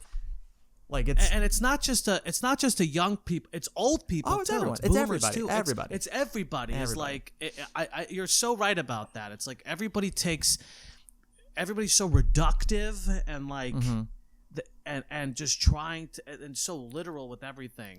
And the best stories are people making a bad decision for 90% of the time, and then in the last 10 minutes they realize why that was a bad decision. 100%. Yeah. So Rachel McAdams. That's who you think. You think Rachel McAdams? I think Sarah Paulson is going to win. I think Rachel McAdams. Rachel McAdams is my vote, and I think Rachel has a chance to upset, especially now that Mary Jane has extended a little past appropriate. It's definitely between the two of them, but I think Sarah right now has the momentum. But again, the problem with having momentum this early is that enough people could go. Everyone's going to vote for Sarah. Rachel really impressed me. Let me vote for Sarah. That's how we end up with an Anthony Hopkins winning his second Oscar for The Father. I know, though, it's just crazy. I mean, it's a wonderful performance, but it's my amazing. Yeah, but it's my go-to every time because everyone was so sure it was going to be Chadwick Boseman, and all it takes is enough people to think, well, that's such a done deal. Let me vote for who I actually kind of liked more. Exactly. Which is What's next on the list? Best featured actor in a musical, which is odd that Roger Barth, they're just trying to get him in somewhere there. Back to the Future. Joshua Boone for The Outsiders. Brander Victor Dixon for Hell's Kitchen. Sky Lakota Lynch for The Outsiders. Daniel Radcliffe for Merrily Roll Along. And the unsung hero, Steven Skybell for Cabaret. Just a long-time New York theater guy, Anyway, what are your thoughts? Steven is my favorite performance in this category, and he's who I would vote for, especially since Paul Alexander Nolan was once again rudely taken out of the mix for this. But since it's not going to be Steven, I don't think, because I think most voters are going to be turned off by this revival of Cabaret. I think it's Daniel. I think Daniel is winning. He is perhaps of the three leads the most impressive performance, and he has a show-stopping number. He's able to take a character that I find kind of insufferable and make him palatable for 2 hours and 45 minutes. So he is who I think is going to win. But if you see Cabaret, I mean, Steven Skybell just breaks your heart. He is beautiful. He and BB walk away with that show. That's what everyone keeps saying, too. That's what everyone keeps saying. Yeah. Okay, so wait. So you think it's going to be Daniel, but your team, Steven. Great. Yeah. Featured actress in a musical. Shoshana for Hell's Kitchen. Amber, Lempinka, Nikki. I forgot that Nikki James was nominated. For Suffs. Leslie, as we said, for Spam-A-Lot. Where are you going, Mike? Oh, you're doing your Aeon. It's so cold. It's so cold. Keisha, my shorts are too short for this. My AC was blasting. Keisha Lewis for Hell's Kitchen, Lindsay, of course, for Merrily, and BB for Cabaret. What do you think's going on here? This is interesting to me. Where do you think this is going to go? I think we can narrow it down to BB for Cabaret, Lindsay for Merrily, and Keisha for Hell's Kitchen. And it all sort of depends on a lot of things. If Hell's Kitchen is going to win Best Musical, which I'm still not totally ready to pull that trigger yet. Sure. I am recording a prediction episode tomorrow, so maybe in the next 24 hours I will be a little more confident with that. Sure. But if Hell's Kitchen were to win Best Musical, I think that we have Keisha Lewis winning featured and Malaya winning for actress, because I think we're gonna get a literal Jersey Boys narrative of a lead up featured musical in like one technical category. But But it also could be a night where Merrily ends up being the big winner, because I think they're winning Revival. I think they're winning Director. I think Jonathan and Daniel are winning, and then they could win orchestrations or sound, and They were so good. Yeah, I mean, I liked Merrily a lot. I think I think some people have gotten a little carried away with it because everyone's just so excited that it's back on Broadway and it works relatively well and it's a hit. So it feels exciting in that respect. And I think it is a strong revival, but they make some artistic choices that I definitely kind of cocked my eyebrow at and was like, we're gonna do her. Sure. Did you see it, Mike? Did you see Merrily? I did not. Joshua, you saw it, right? Yeah, I mean, I similarly, I guess to your point, was impressed with. I'd always enjoyed the show just as a piece, but was taken with it as a piece being so effective. But what I really meant was I thought the orchestrations in particular were great. It's a great. I would say orchestrations in this year. That's a phenomenal category because Merrily has a really great orchestration. Illinois sounds like beauty in a bottle, and then Stereophonic. I'm so excited to see that. Oh, it's so gorgeous. I love that album. That album is I've loved that album for years. And see, I didn't know the album going into it because I am such a noob, and I walked out and Predatory Wasp of the Palisades is out to get us. Legitimately made me cry in the theater, and I think I listened to it twice a day since seeing that show. Oh yeah.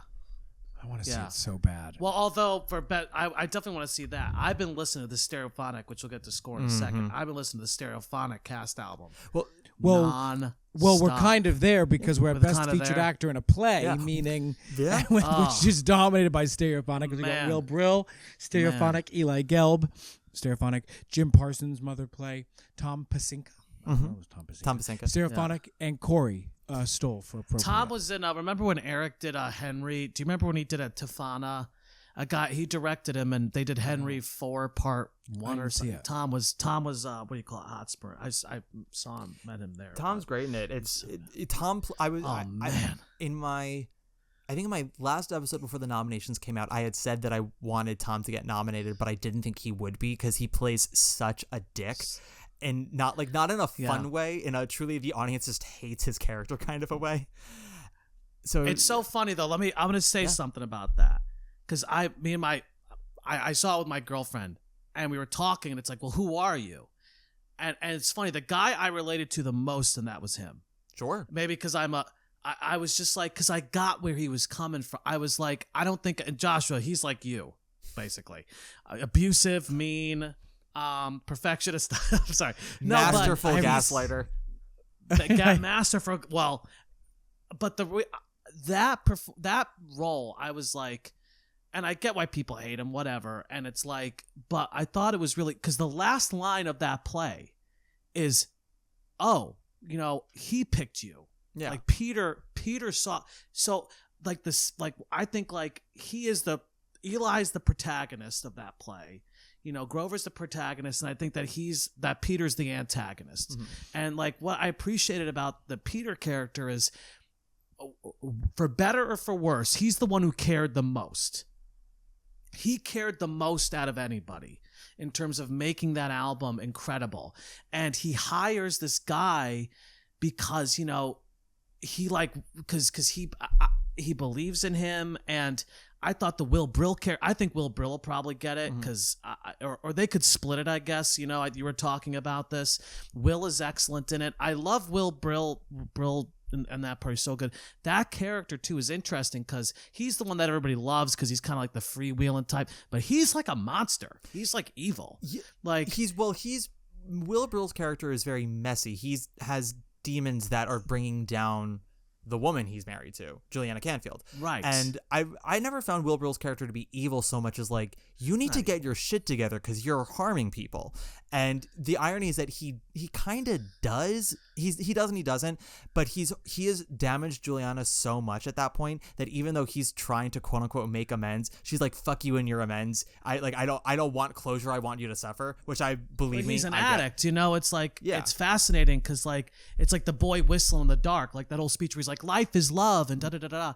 And it was just like interesting because it's like an addict whistling in the dark. It's like somebody's trying to reassure himself that he's trying to do good, but at the end of the day, he doesn't, he completely abandoned this fucking woman and like, did her dirty and like it's that's why I love that show. Is they're all so fucking complicated, and that show is so good. No, But anyway, no one I know is we're talking truly a about featured villain actor. in that show. They're all humans Right, with their right. stuff. And I know I talked about this on the podcast about that gaslighting scene between Peter and Diana, which is it's genuine gaslighting because he's not necessarily lying to her. He's telling her his truth. It's just that his truth benefits him, and you know he throws facts out that undermine the things that she's saying, and he's not able to understand where she's coming from when they're arguing.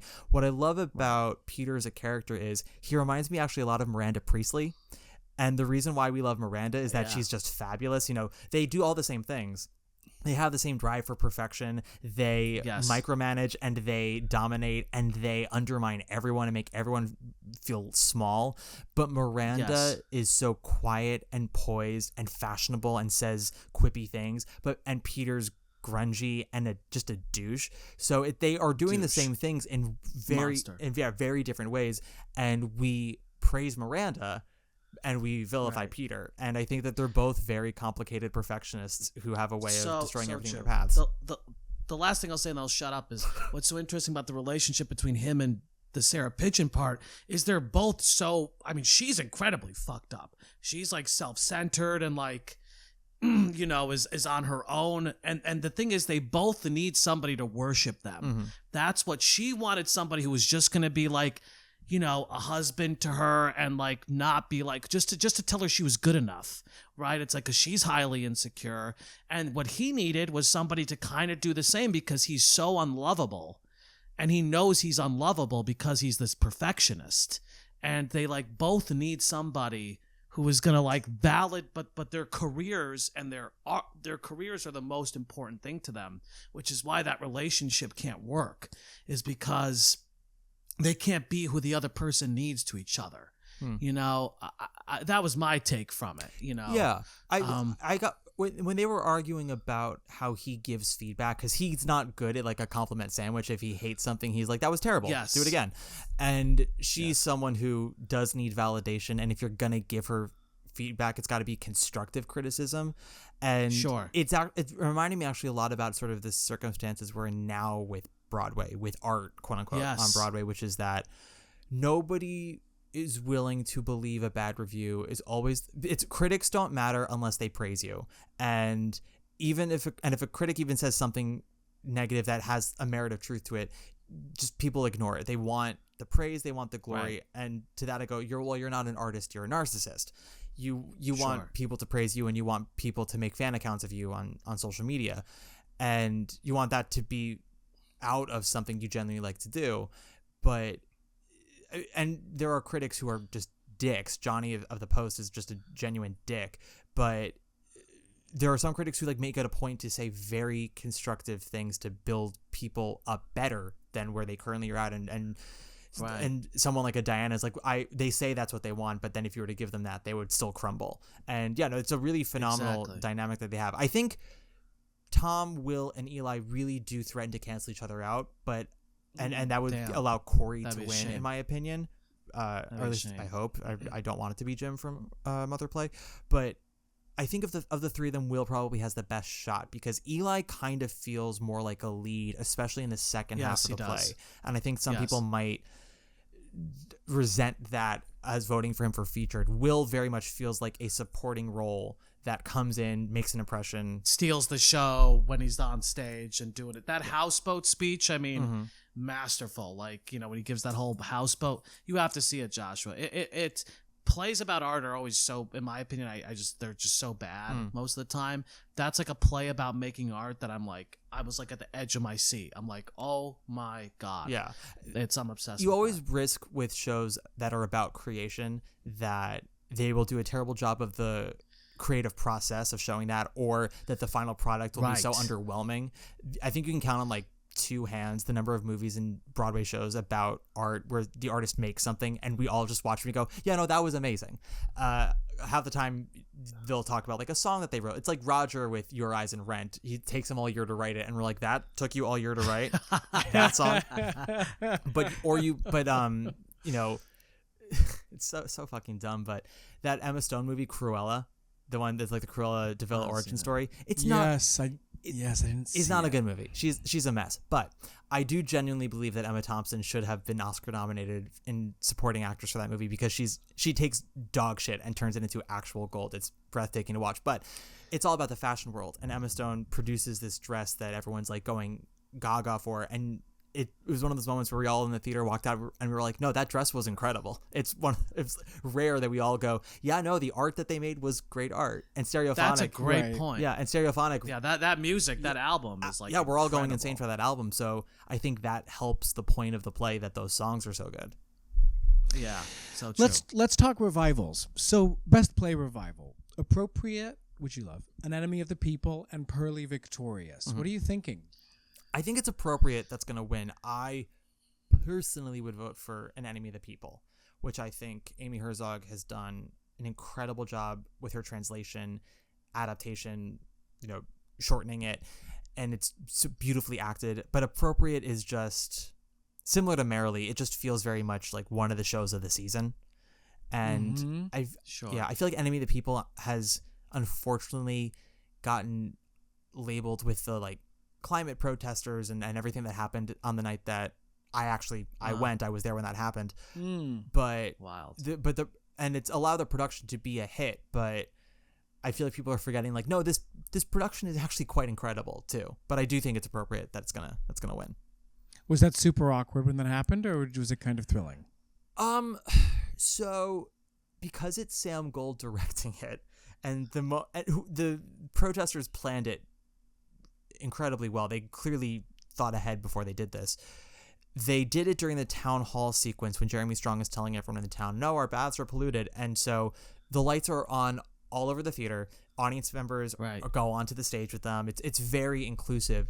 And so when somebody popped up to start talking in the middle of it, first it took everyone a while to realize it wasn't part of the show because it just all fits so well. And we're like, well, this is something Sam Gold would do. Like he would add this parallel to modern day. Sure. Yeah. And then I think it was by the time we got to the third protester, that's when we all were aware that it was not planned. You're like, oh, okay. Yeah. This Which is not okay. I just honestly did, too long for us to realize that it wasn't planned.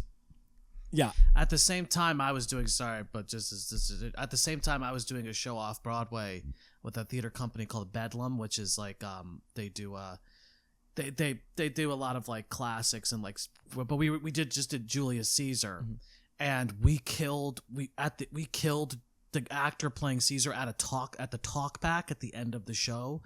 The director, in previews we did this, then we changed it.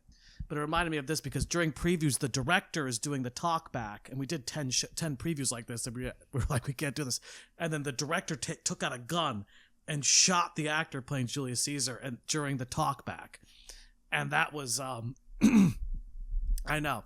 So like, which was fucking, you like, of course, people in the audience were like, what the, it was fucking wild. But, it was wild. Yeah. But like that's what that reminded me of because we were doing it at the same time, and it's like that's like the Like, don't know what's going on. like that's like the version, that's like the Broadway version of what's happening here in this sad theater. No, but anyway. Best musical revival: Cabaret, Gutenberg, Merrily, and The Who's. Tommy. Clearly it's Gutenberg. Everyone's going to vote for Gutenberg, right? That's what's going to happen? Yeah. I don't know, Merrily? Oh, well. No, it's. I think everyone there is just happy to be included. There was a moment before Cabaret started previews where we all thought this is going to be down to Cabaret and Merrily. And then Cabaret started performances, and it was so incredibly divisive that there was just no way that it was going to take over and win. This is going to be Merrily. We roll along in a landslide. I agree. What's interesting about I haven't seen the Cabaret yet. It just looks so, I'm going to put this in quotations, cool. It just looks so like we're cool and edgy, and like it's like, and that's the thing is, very few things are cool and edgy. Like, especially when like, and it looks a little try hard to me. I'll be honest. I haven't seen it. It just looks a little try hard. That's honestly my go-to phrase with this production as well. It is the double-edged sword of the legacy of the Sam Mendes, Rob Marshall production from the 90s. Of that production was such a watershed moment and so huge in our Broadway culture. every production of Cabaret since then has tried to outdo that production of being edgy and cool, and I feel like we've just lost sight. And subversive. Yeah. And you know what's so, and then I'm going to shut up. It's like, it's something interesting about the state of theater, which is like, and I'm not saying, but like, you know what would be subversive? Doing a Broadway musical about January 6th. Like that would be truly subversive and edgy. Like, but it's like, you know, that would actually be fucking crazy. And like, I like, you know, and being like, well, what was that like? What were these people doing? And I mean, that's a fucking musical. If anything's a musical, that's a fucking, but it's like, hey, it's like, we're doing it and it's edgy and it's subversive. And it's like, it's so funny that like, it all just feels so safe. Yeah. Like how like the subversiveness on Broadway, where it's like, what about the subject matter is what should be subversive, you know, in my opinion, you know, I don't know. Well, I hear you. And I think that with musicals, we really don't do edgy anymore because there's so much money at stake and producers want audiences to feel safe in the room. And that would be okay by me if we all were aware that that's what was going on. But I'll see a show which...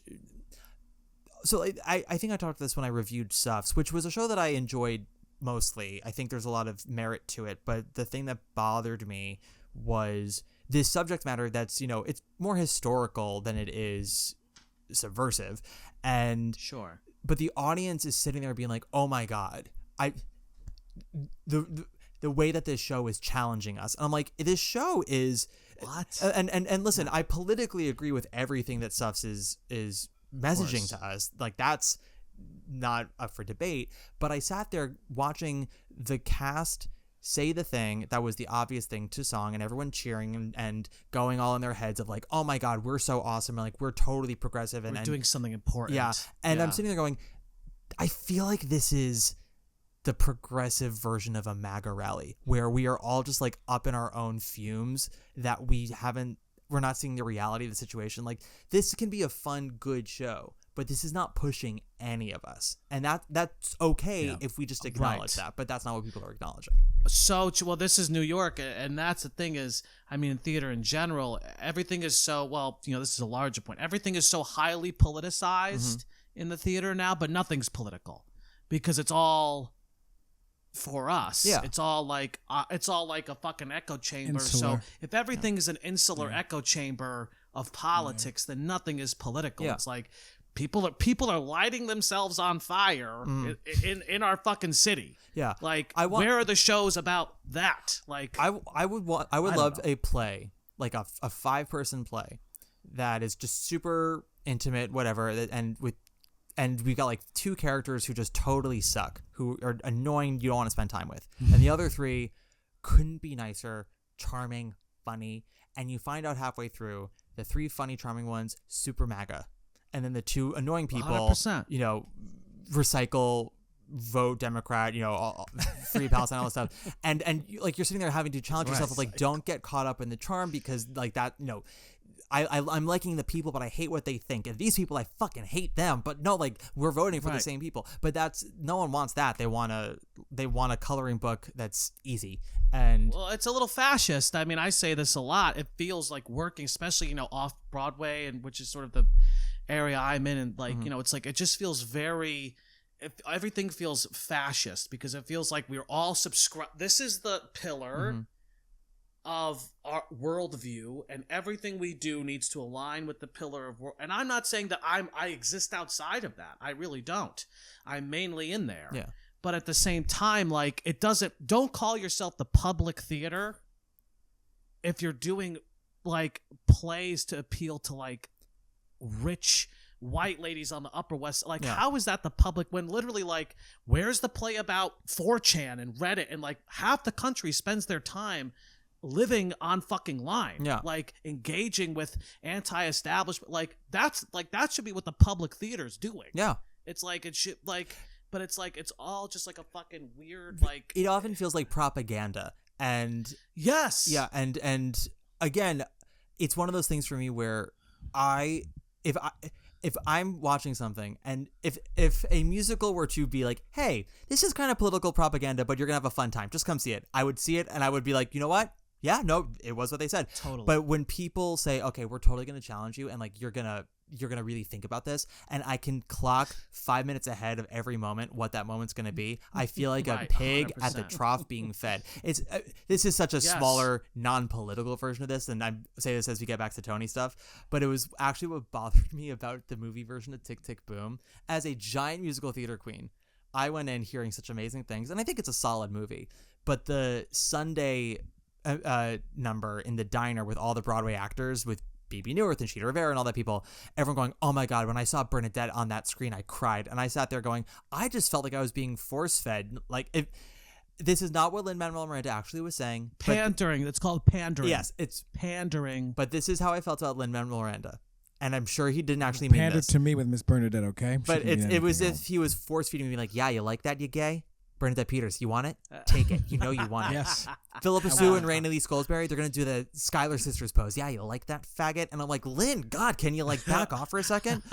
Like, that's how I felt watching that number. But I know a lot of people who were genuinely moved, and I don't want to take that away from them. But that is something with me, with musicals right now. Because I think we do have plays that are not doing that. It's one of the things about Appropriate that I think makes it such a wonderful piece, is that it doesn't, there are political edges to it, but they do things as a message that you believe in, coming from a messenger that you just want to punch in the face, and then people who are burying their heads in the sand about other political elements because it's connected to something emotional that gives them happiness and their humanity. Exactly, it makes them all human, and I think that's what makes Appropriate a strong play, a strong production, why it's also going to win revival. But again, I wish that the musicals and off Broadway and all that would take those kind of lessons from these shows of look what's actually causing conversation, look what's actually getting people to come see them, not the safe bets, the things that are actually giving, even if it's not a total challenge, a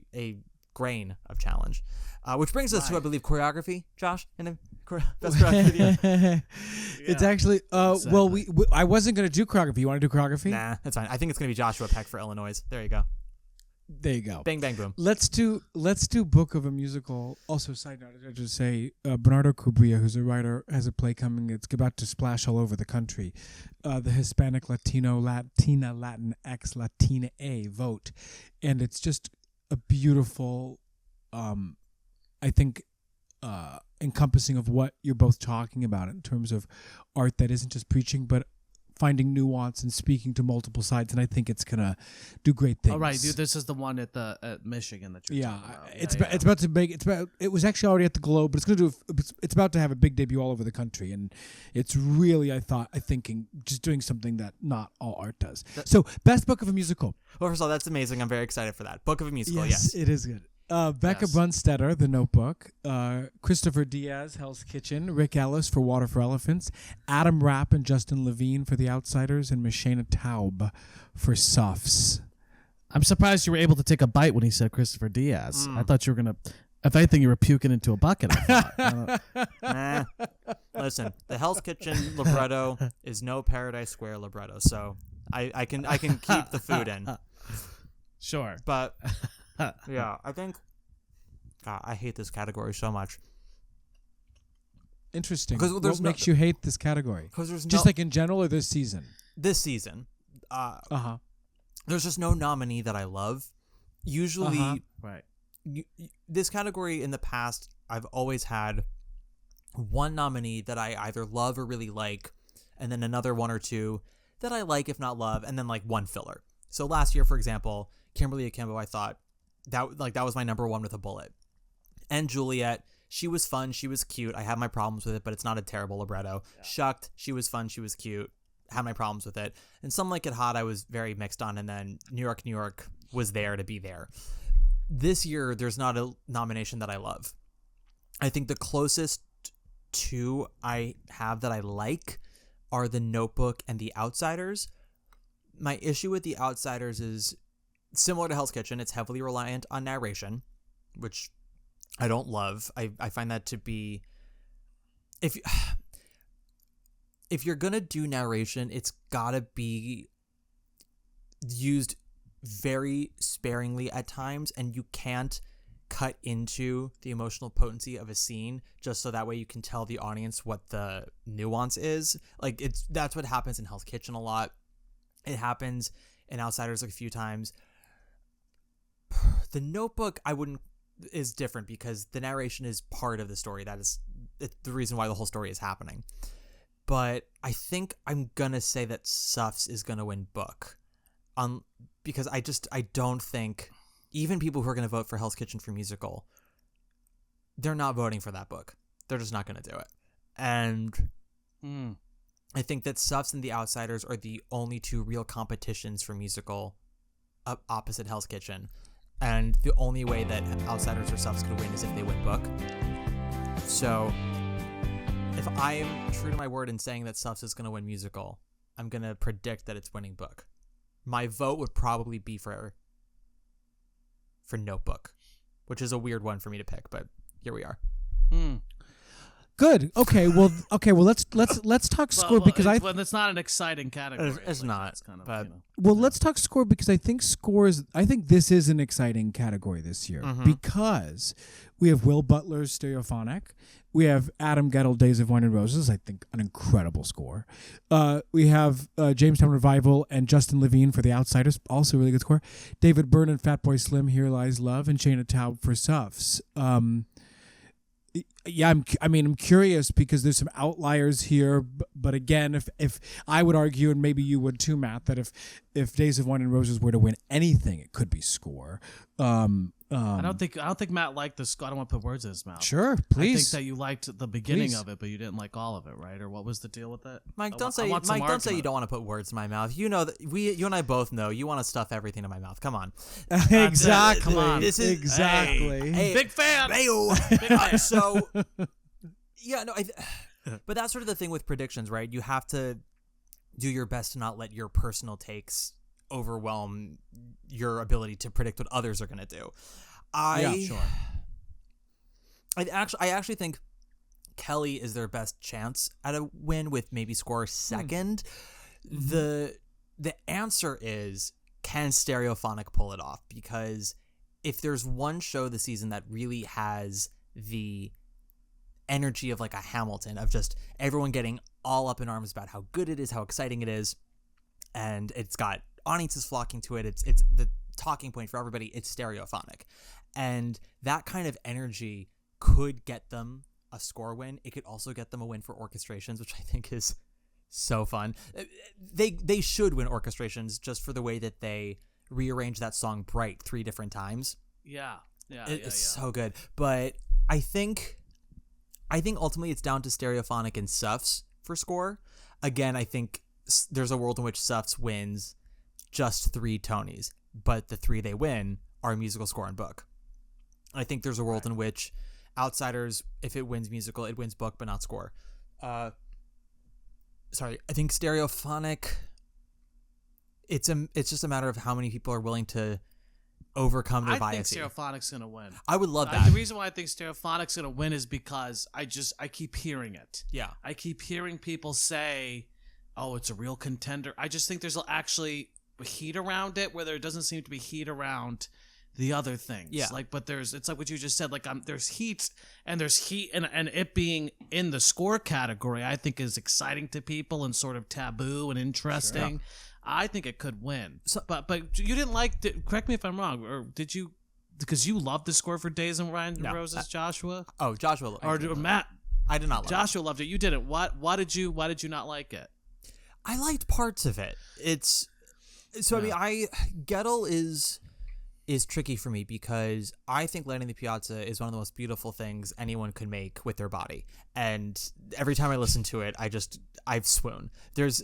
There are certain moments in musicals, and I'm overall a musical boy, and even though I've been disparaging about them for this season, there are moments in musicals that just get my goat in a way that a play can't because of the musical component. Yes. So, for example, in Passeggiata, when Fabrizio is trying to figure out how to compliment Clara, he's getting the wording wrong. He keeps saying your milk, and then she realizes he means to say my skin, and he goes, yes, your skin is like milk, and then the music just blows up from there. I get chills every time. Yes. And Yes. Floyd Collins, I think, is really special, but I don't like Myths and Yes. Hymns.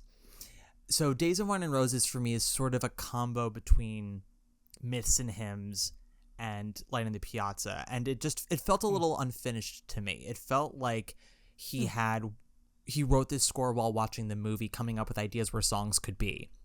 And some songs feel fully formed, and some songs still feel like a first draft. And very little of the score felt integrated into the story for me. I described it as like a YouTube concert.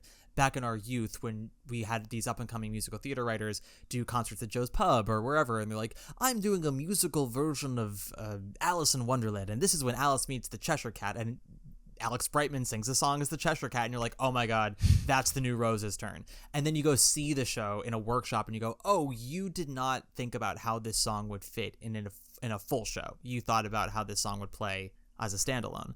And it's weird to say this with Adam Gettle, but it does feel sometimes like Days of Wine and Roses is Adam Gettle's YouTube concert, where I'm like, oh, this song Forgiveness that Brian Darcy James sings would kill at Joe's Pub, but I'm watching it on stage where it is not situated into the scene at all. It just sticks out like a sore thumb. So that's for me why I don't love it.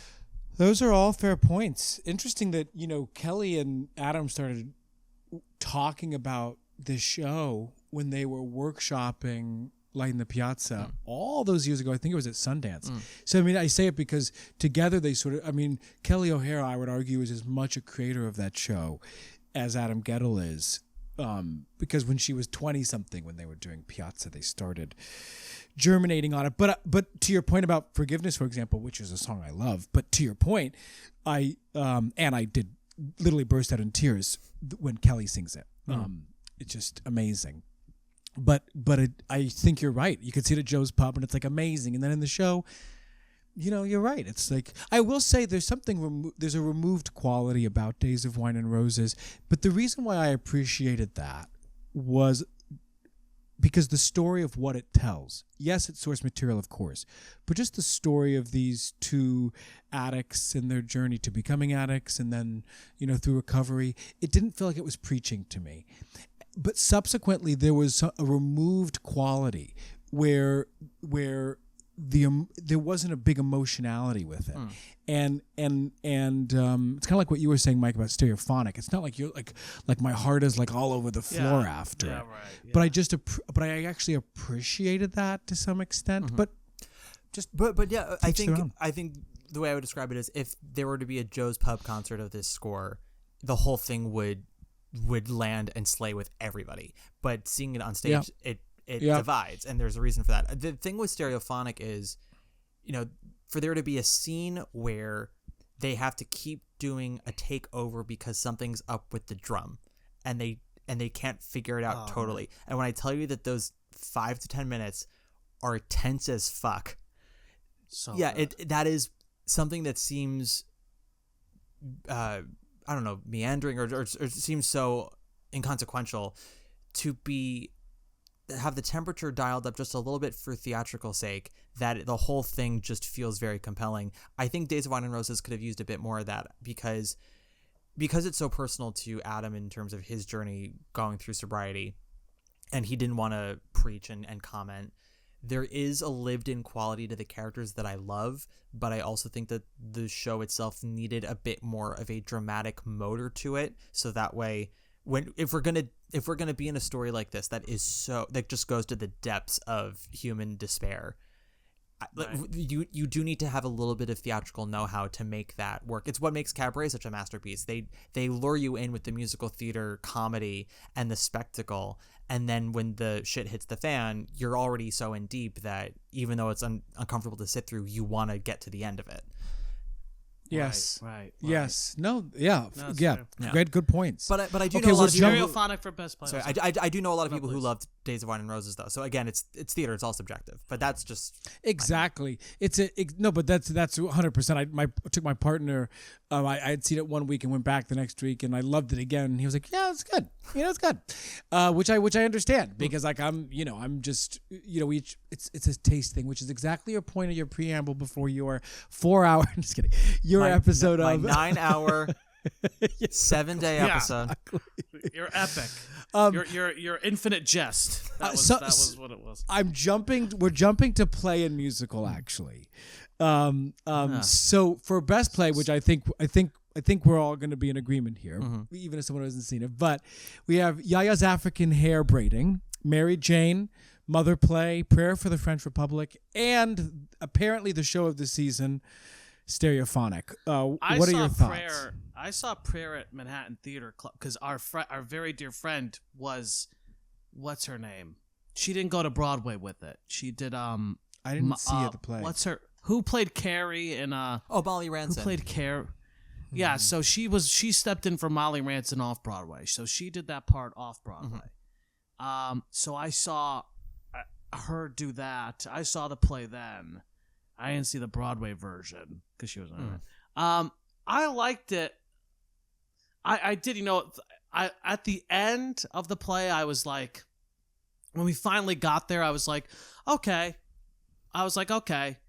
Kind of leading up everything else around it, I was a little like, and then I remember like the last quarter of it, I was like, okay, I get it. Yeah. This is good. I was like, this is good, but it's just so. It's a big one. I also saw it off Broadway and then saw it again on Broadway, and I found it to be better off Broadway. I think the intimacy helped, the not having any kind of preconceived notions about it helped. And also, half the cast changed for Broadway. Most of the men were different for Broadway than they were off Broadway, and I do think that was to the detriment. That's which is such a shame. Yeah, the guy who played the dad off Broadway. That guy who was like not he was like the darker. Yeah. He was like he was off Broadway. When I heard he got replaced, I was like, what? Because he was fucking amazing. Yeah. He was amazing. The Betsy's husband and son, I think, were both replaced. The brother that Anthony Edwards played on Broadway, he was replaced. The grandfather, it was almost all of the men. I think there were like only two men that stayed, but yeah, it was still a good play on Broadway, but you could feel where the air was in it. And as somebody who famously has a 9-hour episode 2 weeks ago, I know that length has nothing to do with it. If something works, it works. I'll give me Millennium Approaches any day of the week. That shit. Give me Giant. Remember Giant? I saw that show many a time. I saw Giant. I only saw it the one time, but I did see Giant. But even Les Mis, the OG Les Mis, when it was 3 hours and 15 minutes, for me flew by every single time. And then I've seen 90-minute shows that are just endless. 100-minute plays that might have come out this season that I was like, get it over with. But with Prayer, I think it was something that could have benefited from 10 minutes less of just everything is important, and it's an epic piece in its own way, and it just could use a bit more of a Titan is all. And just a little bit more like, it was also like, I was kind of like, okay, like I've seen this before. It was just kind of like, I've seen it all before. I mean, I appreciated, like I said, kind of where it arrived at the end when they all give those speeches out to the audience. And they're like, you hate us because of that. Like, I was like, oh, wow. I was like, oh, wow, this is. But anyway, whatever. No, I hear you. Elodie actually is a character, the one who says the speech about why do they hate us, and ultimately her reasoning is it's because they keep trying to get rid of us and we're still here, and they don't understand it. They don't understand how we can still be here, and many of us can be thriving. Right. And I think Elodie is a character similar to what I was saying earlier, of a character who just, you want to punch her in the face, even though she's very smart and often right. She's not always right, but she's often right. But she's also just a giant pain in the ass. And I find those characters the most exciting to watch, because it's like, God, I never want to sit next to you, but I will call you if I need help, like winning a debate about something. Yes, exactly. But with all that said, we're assuming Stereophonic. It's Stereophonic. Yeah. This is another good year because we have Stereophonic, which is absolutely winning and deserves it. Mary Jane is such a heartbreaking piece, and I would vote for that too if Stereophonic weren't on the ballot. I would vote for Jaja's African Hair Braiding if Mary Jane and Stereophonic weren't on the ballot. It's those three alone make this category worth checking out. And then Prayer is also very good in its own way. And then Mother Play is there to round it out to 5. To take up a slot. Yes. Okay, Best New Musical. It's 10:58 p.m., ladies and gentlemen. The final award of the evening. Hell's Kitchen, Illinois, The Outsiders, Suffs, and Water for Elephants. What musical can you imagine Barbra Streisand not reading off the envelope because she just knows it's going to win, like she did with Hamilton. When she comes to present Best Musical and doesn't even open the fucking envelope and just looks out and goes, "It's Hamilton." That's wild. Oh, it's great. She did. Or she might have opened it, man. but she didn't look. Like it's one of those things where it was so obvious she just did it. But I think it is 5:17 p.m. on Monday, May 27th. At this very moment, I am saying Suffs. I have a feeling by 5 p.m. on Tuesday, May 28th, I'm going to be saying Hell's Kitchen. But Interesting. I don't think it's Illinois. That show is a little too odd, and it's also closing at the end of the summer. So I don't think voters will feel compelled to vote for it. Water for Elephants is the most traditional of all of these shows. So I think it's going to have some votes in that respect, but ultimately it's not exciting enough of a musical to get a lot of swell. This, again, I think this is a category where, similar to actress in a musical, none of these nominees have overwhelming support. So whoever wins could win by like 10 votes, because it could be 200 here, 200 here, 200 there.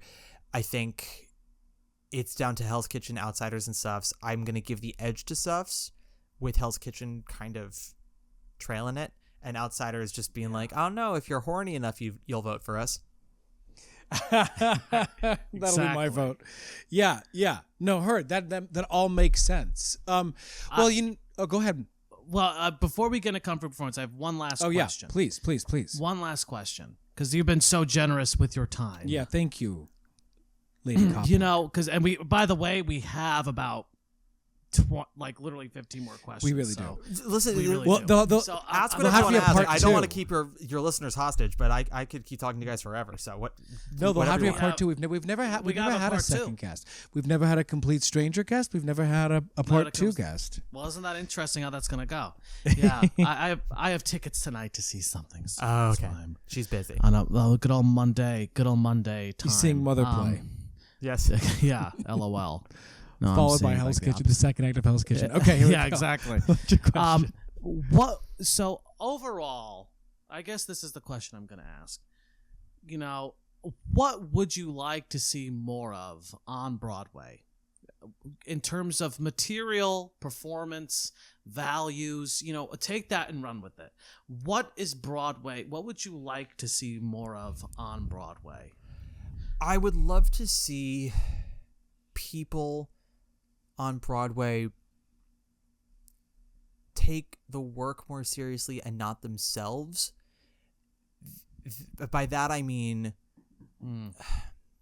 there was somebody who posted a video recently in regards to critical reception for a musical, saying that, like, as artists, it's essentially what they were saying was, as artists, it's our job to, you know, put beauty into the world, and that's why we do what we do. And I don't agree with that mentality. I feel like people who create because it's how they express themselves. It's how they make sense of the world. I wrote my play to make sense out of a situation that hurt me, and I didn't do it because I said, "Oh, the world must hear my story." I was like, I gotta do something with this, because having it live in me just sucks.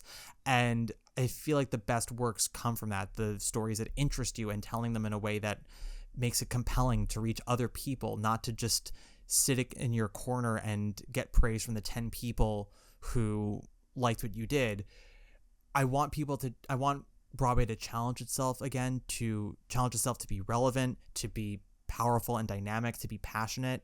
You know, musicals are my love, and I haven't loved a musical in a long time. I would like to see sexuality in musicals again, messiness, truly the human experience, heightened to a powerful, almost operatic standard. In plays, I want to see writers tackle tricky subject matters with no hidden agenda, with just here is the mess that is your life.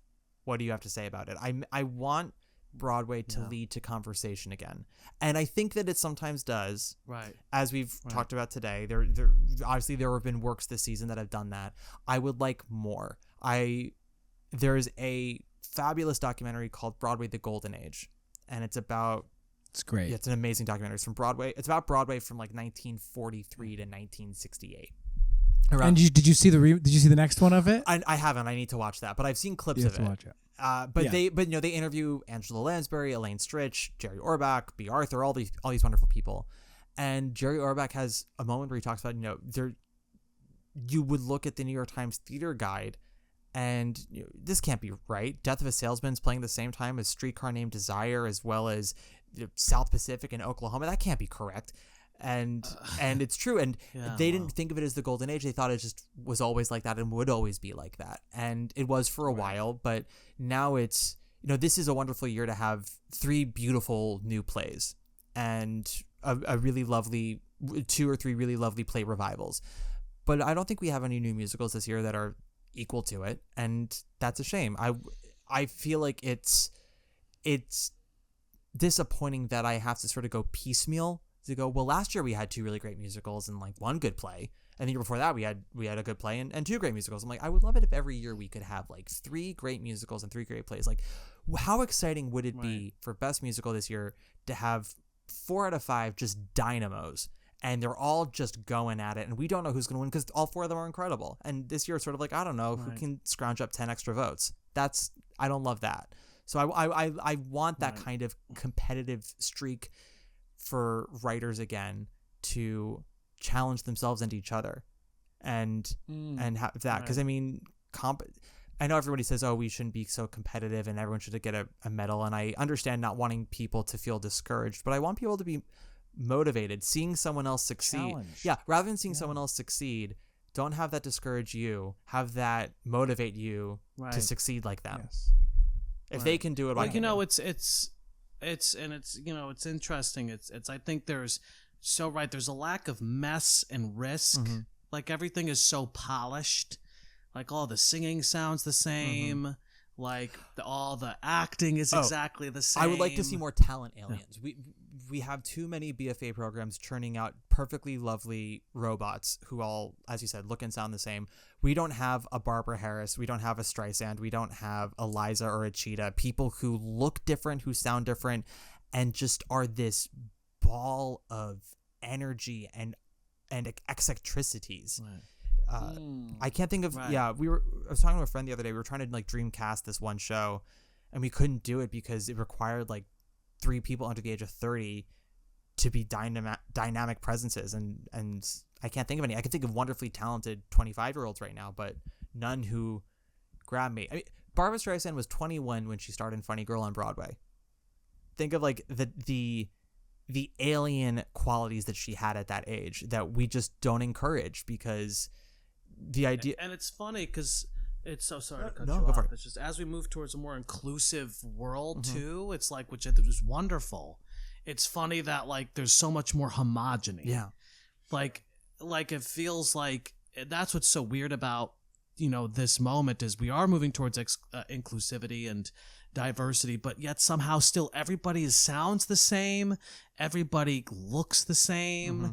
Nobody has, nobody has unique presence. That's what you're talking Yeah. about. Like, yes, like, there's not unique, like Jerry Orbach is a unique presence. He is a singular, Barbara Cook, Streisand. Like these people are, and we're so obsessed with identity. Barbara Cook, yeah. I know, but it's I wouldn't think of her as such a unique. But I. Well, in her blandness, she's actually quite interesting. No, but why did I say Barbara? Because he said Barbara Harris. But Barbara Cook had. That's what I was. But Barbara Cook maybe wasn't the world's greatest actress, but her voice was identifiable. So speaking of Musical Mondays, every now and then I go to this bar Verse that does musical theater trivia, or Broadway trivia, I should say. And once or twice we did, you had to like name the 2. He's Verse, folks. That's what he's trying to tell us. Very much so. You got to be versed in this world if you want to get a job. So they do this audio challenge where they play singers of all the same song, and you have to guess who the singers are. So like they did all these different women who did Take Me or Leave Me. They did all these different women who did something else.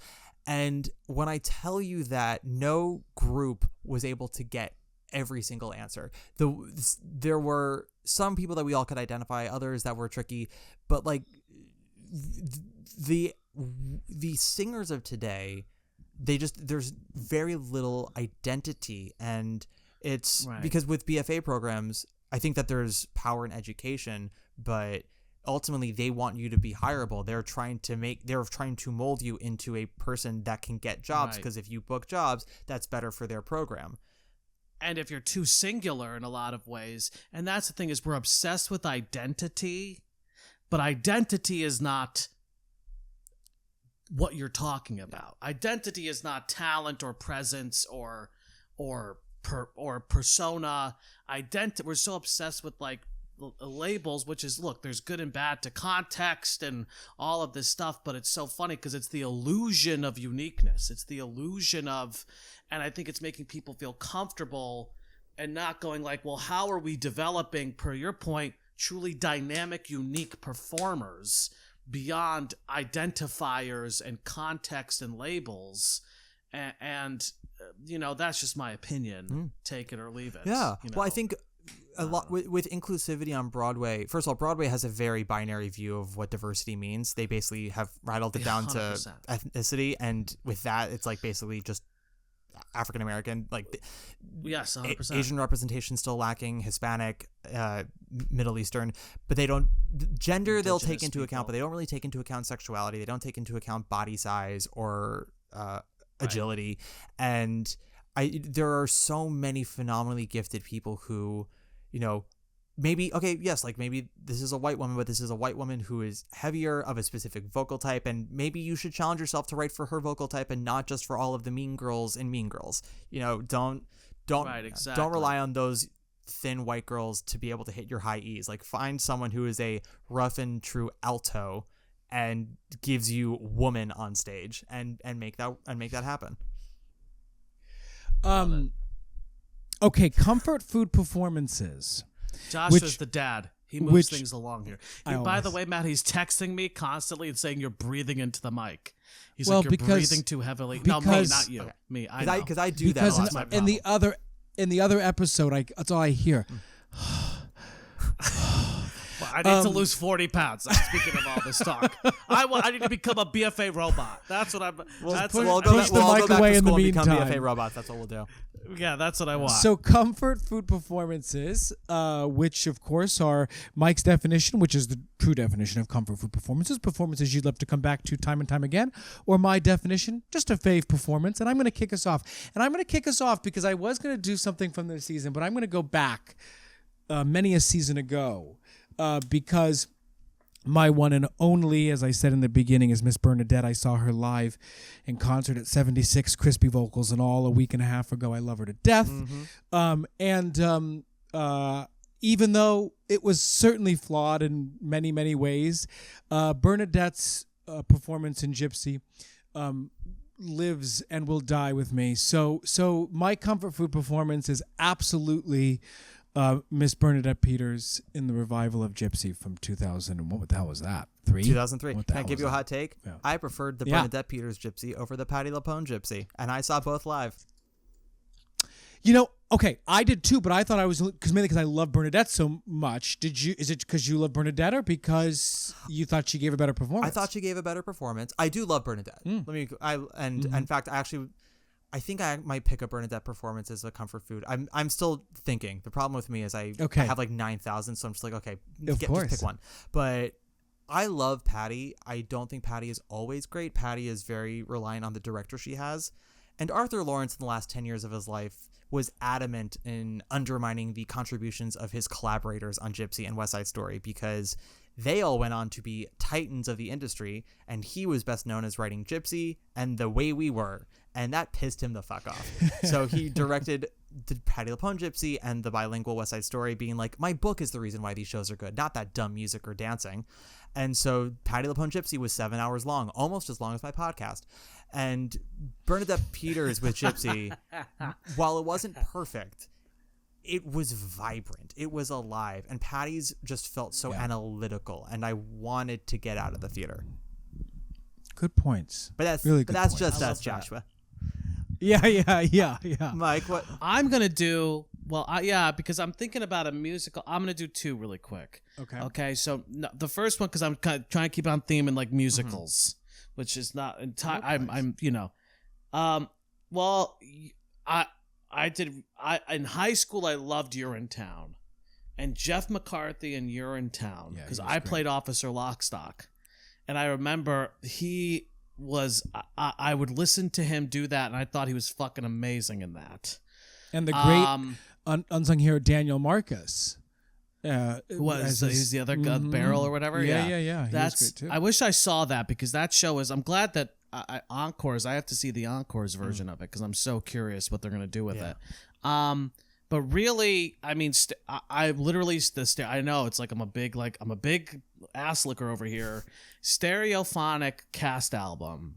I am just blown away. And what's crazy about that is none of them really played instrument. A lot of them didn't play instruments beforehand, which is just like Will Brill You're never picking picked up the a whole bass. album as a performance. The whole album as a performance. The band, stereophonic band. Listen, people. if you don't have the time for the Incredible. whole album, just listen to Masquerade. It's the song of the year, but the whole album is incredible. Listen to the whole album. Yes, I wanna listen to period. it after this. It's so good. Okay, those are good. Yeah. Those are good. Okay. Lady Koplik. Okay, I'm gonna cheat. So if we're going with this year of this season, I'm gonna say the Predatory Wasp of the Palisades are out to get us, because especially the version that they released from Illinois, the show, because that song is very beautiful and very moving, and it never fails to make me cry.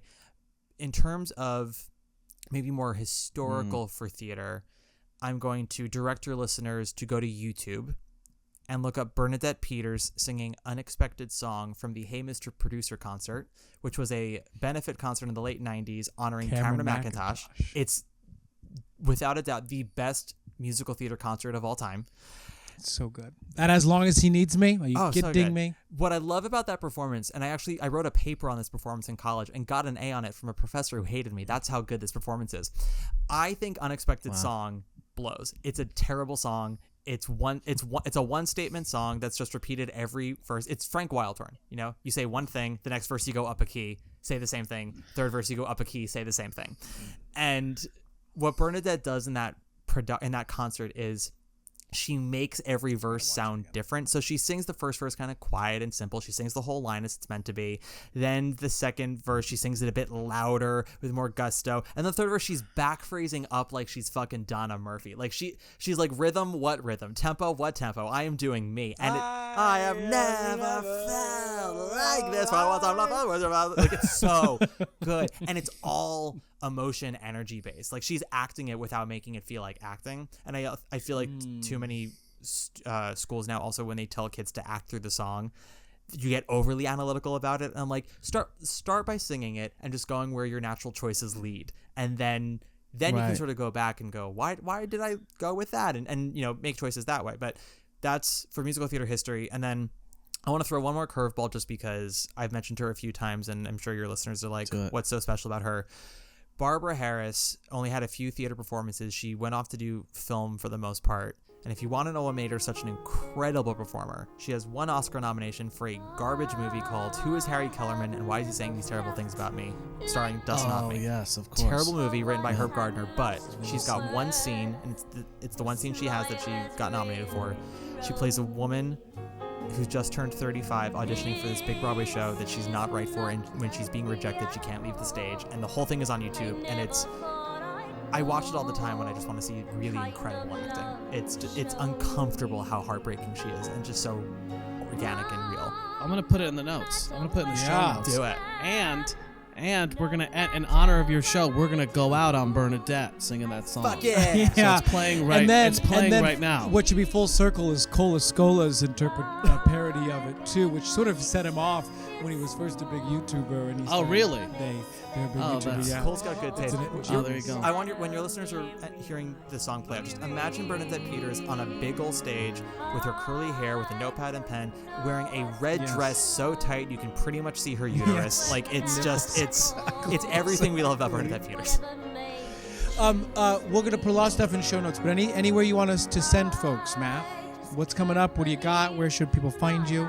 So this is coming out next week, right? The 6th? Next week? Okay. So I will be in London, so there will be no new episode of the podcast the week that this comes out, but there will be a new episode the following week of Broadway Breakdown, available wherever you listen to podcasts, and that'll be our final Tony predictions episode. And you can also follow me on Instagram at Matt Koplik, usual spelling. I'm assuming Josh and Mike are going to spell it correctly. And you can read some of the reviews. You can follow my London travels on there, and you can also see my video singing "Life of the Party" that was mentioned earlier, which was a fun moment. I'll put that in the show notes too. Matt, All right, you're so well read, you're so well seen, you're so well heard, you're so well. We appreciate you. Thank you so much for being on Creative Risk. Thank you both so much. This was wonderful. I appreciate you asking me to come on. We hope that you enjoyed today's episode of the Creative Risk Podcast. If you did, a review goes a long way. So make sure that you're following us on whatever platform you listen to.